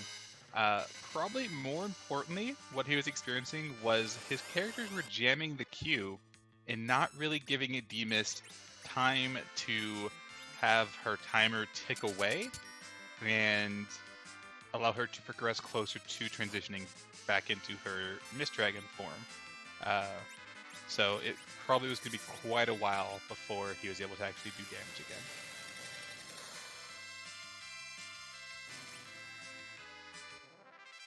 Yep, and was likely looking for something to stop his characters from continuing to try and kill the boss, but unfortunately doesn't have any unihorns. Yep, unihorns being an item that I have personally never used, but I know exactly what they're for, which is getting Berserk off of your party. Even, I believe I can actually even undo the Berserk from an Avenger, if I'm not mistaken. I think an Avenger Berserk passes through Unihorn strats. Okay, I could have sworn there was something that allowed you to get off. Not Avenger? Okay. Yeah. That is something that I heard forever ago and didn't have the game knowledge to properly remember it, so I definitely misheard. Yep, the only thing that'll stop an Avenger is to kill the person. Yay, fun. But it will stop Bacchus wines, which is very useful. So yeah. But I believe now... Oh, go ahead. I believe now CommanderLeonhart is going to go ahead and head on down to take on Zeromus. Okay, well I've asked it once, now we actually need to ask it, so I'll let you take it this time. So, here in this fine morning, whose butt are we going to kick tonight? If he stops and does something else, I'm going to have words.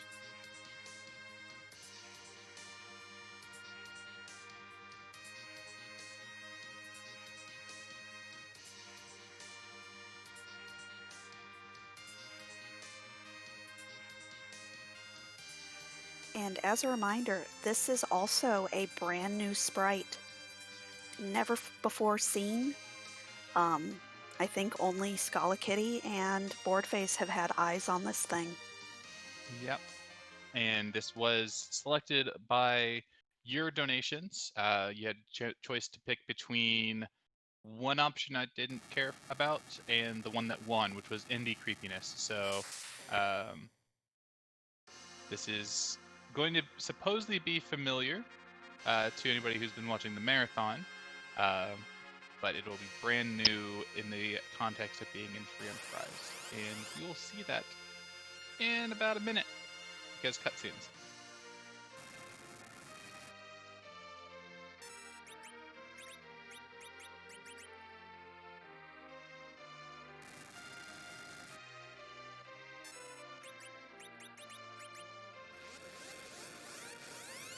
And I didn't actually see what agility our edge is at.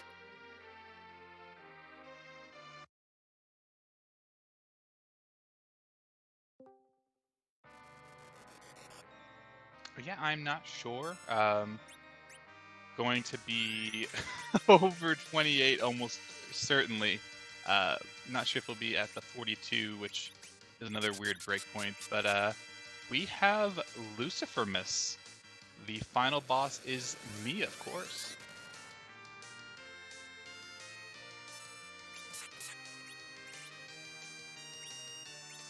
And Skulla Kitty giving us the deep lore in chat that this is the final boss of Pony Island. This is a fantastic sprite. Scala, you did a great job on this. Pony Island, a fantastic and indie creepy game. So it is definitely fitting with what the donation incentive called for.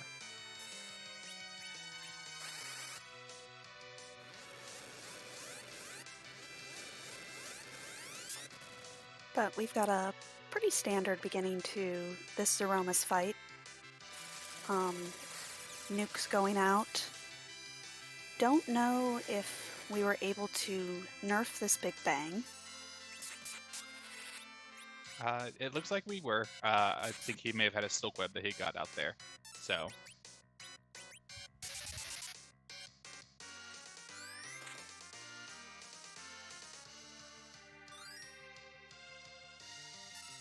Looks like we are zerking up Arcane, one of our edges, and Rydia is bouncing off some spells off herself, it appears.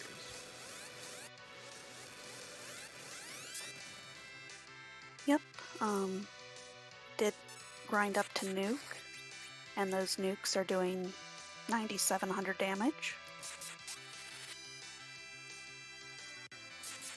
Yeah, this fight is going to be pretty stable.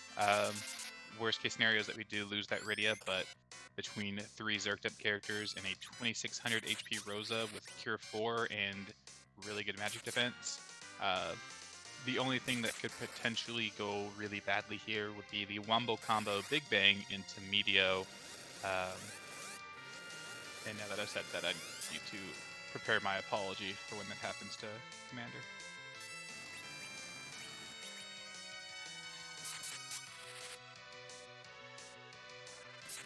And it looks like the boss has shifted into the second phase. Yep, that means we have triggered the refill, which means we have done at least 45,000 damage.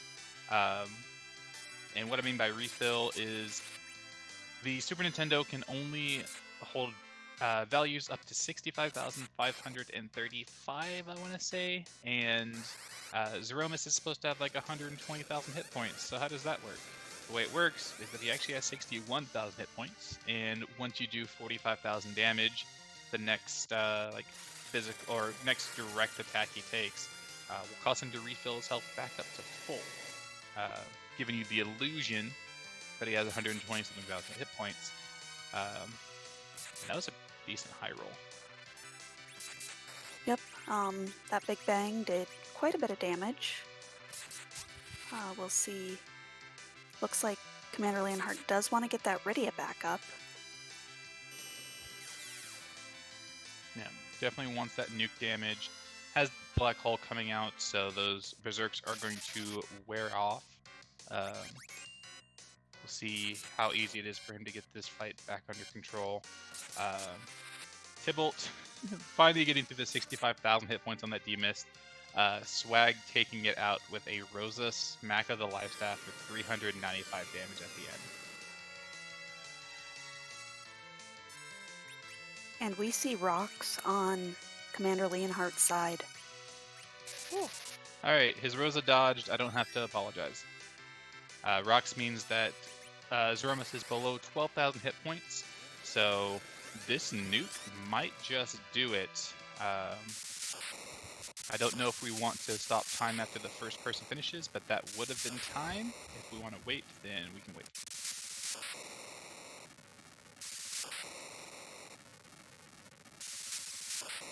but I can get the final time out of our race room.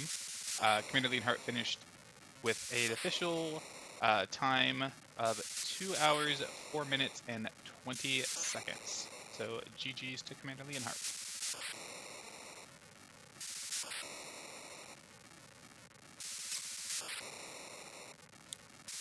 Yep, GG's to him. And we'll see if Tybalt is rewarded with anything from that demist. For his sake, it's got to be the Legend Sword.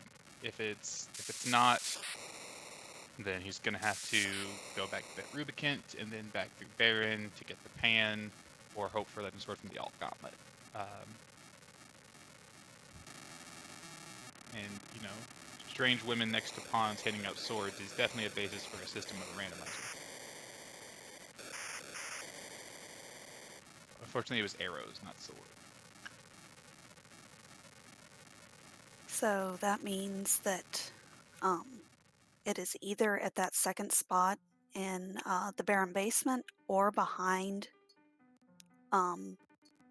that alt gauntlet. Or at Sheila 2. Yes, or at Sheila 2.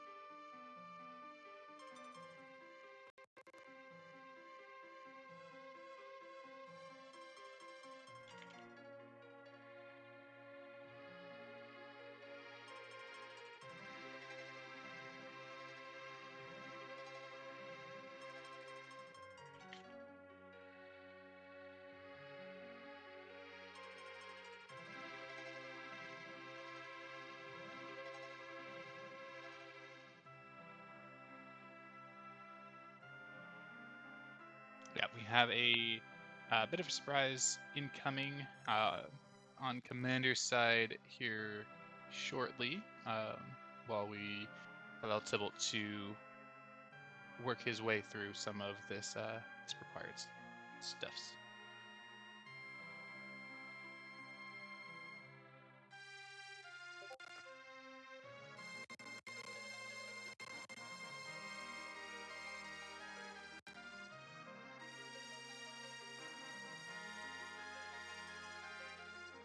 And for those who are kind of new to this randomizer, we do like to find out where all of our key items were. So we have a little bit of a spoiler log.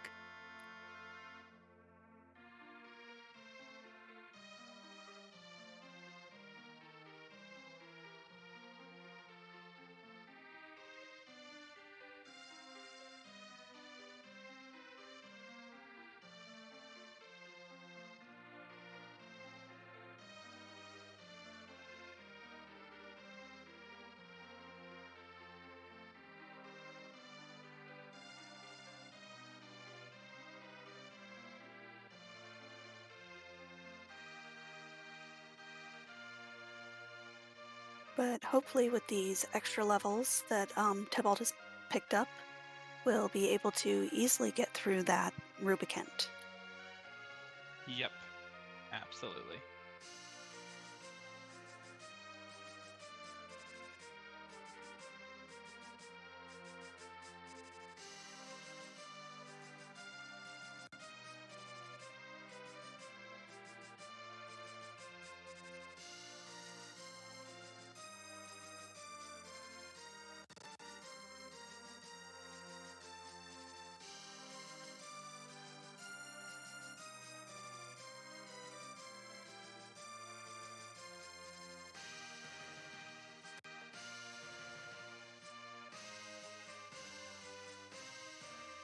But we see the Fire 2s coming out, but not doing near as much damage. And our edges are much more kitted out.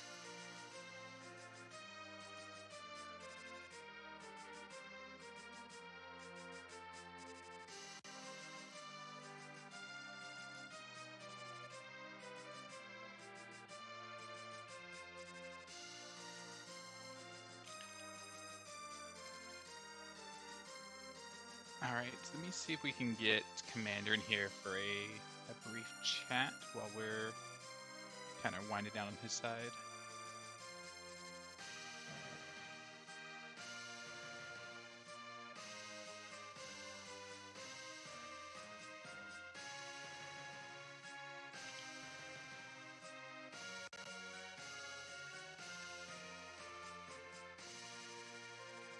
And I believe we are also trying to get a little bit of a surprise for y'all before we wrap up. Yep. Yeah, I'm gonna see if we can get Commander in here.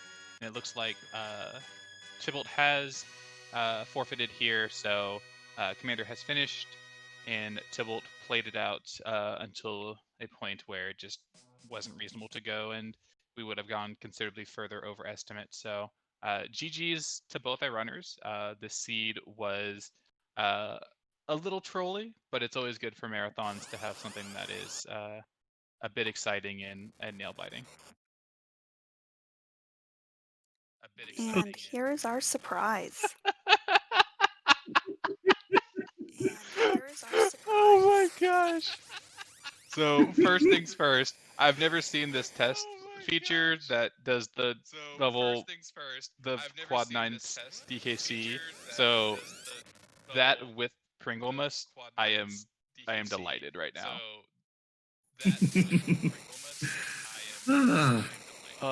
Someone needs to show Sex Rex. Oh my gosh. That is glorious.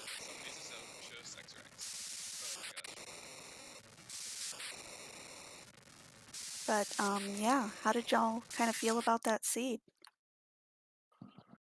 Man, that was a mean seed.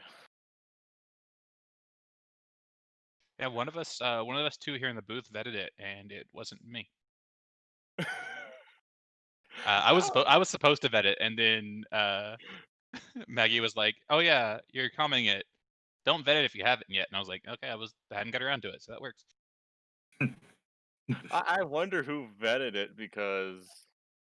Yeah, like, because you don't want to metagame the situation, but at the same time, I'm well aware it's a 2-hour time slot. They'd like us to be close to that without going over, and so about an hour 40 in, I'm thinking, maybe they overestimated my ability here.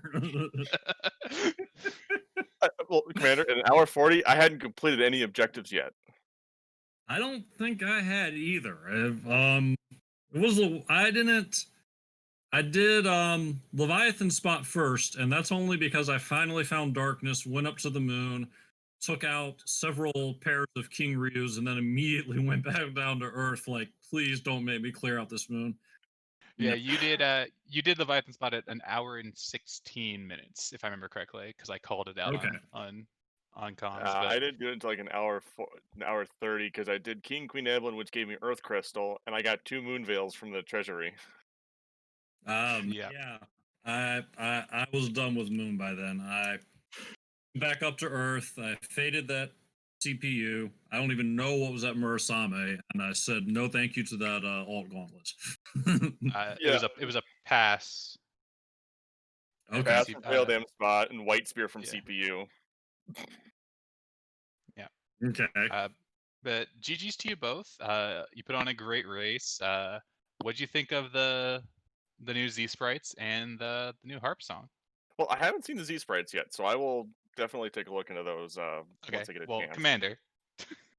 Nice. I won't spoil it for Tybalt, but the one we got, it popped up and he has some words over his head, and I'm like, hey, wow, that's perfect. It's a good thing that one won.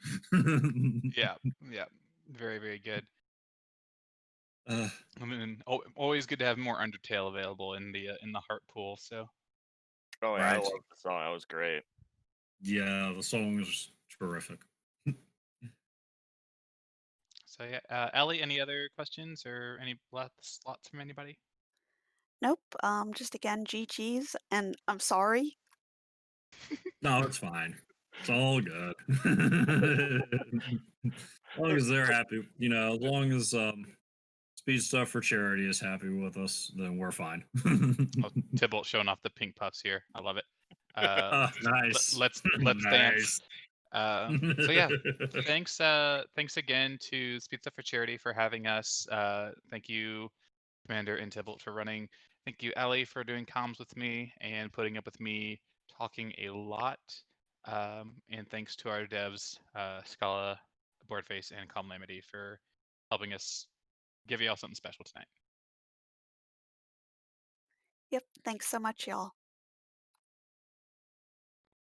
We've been the Free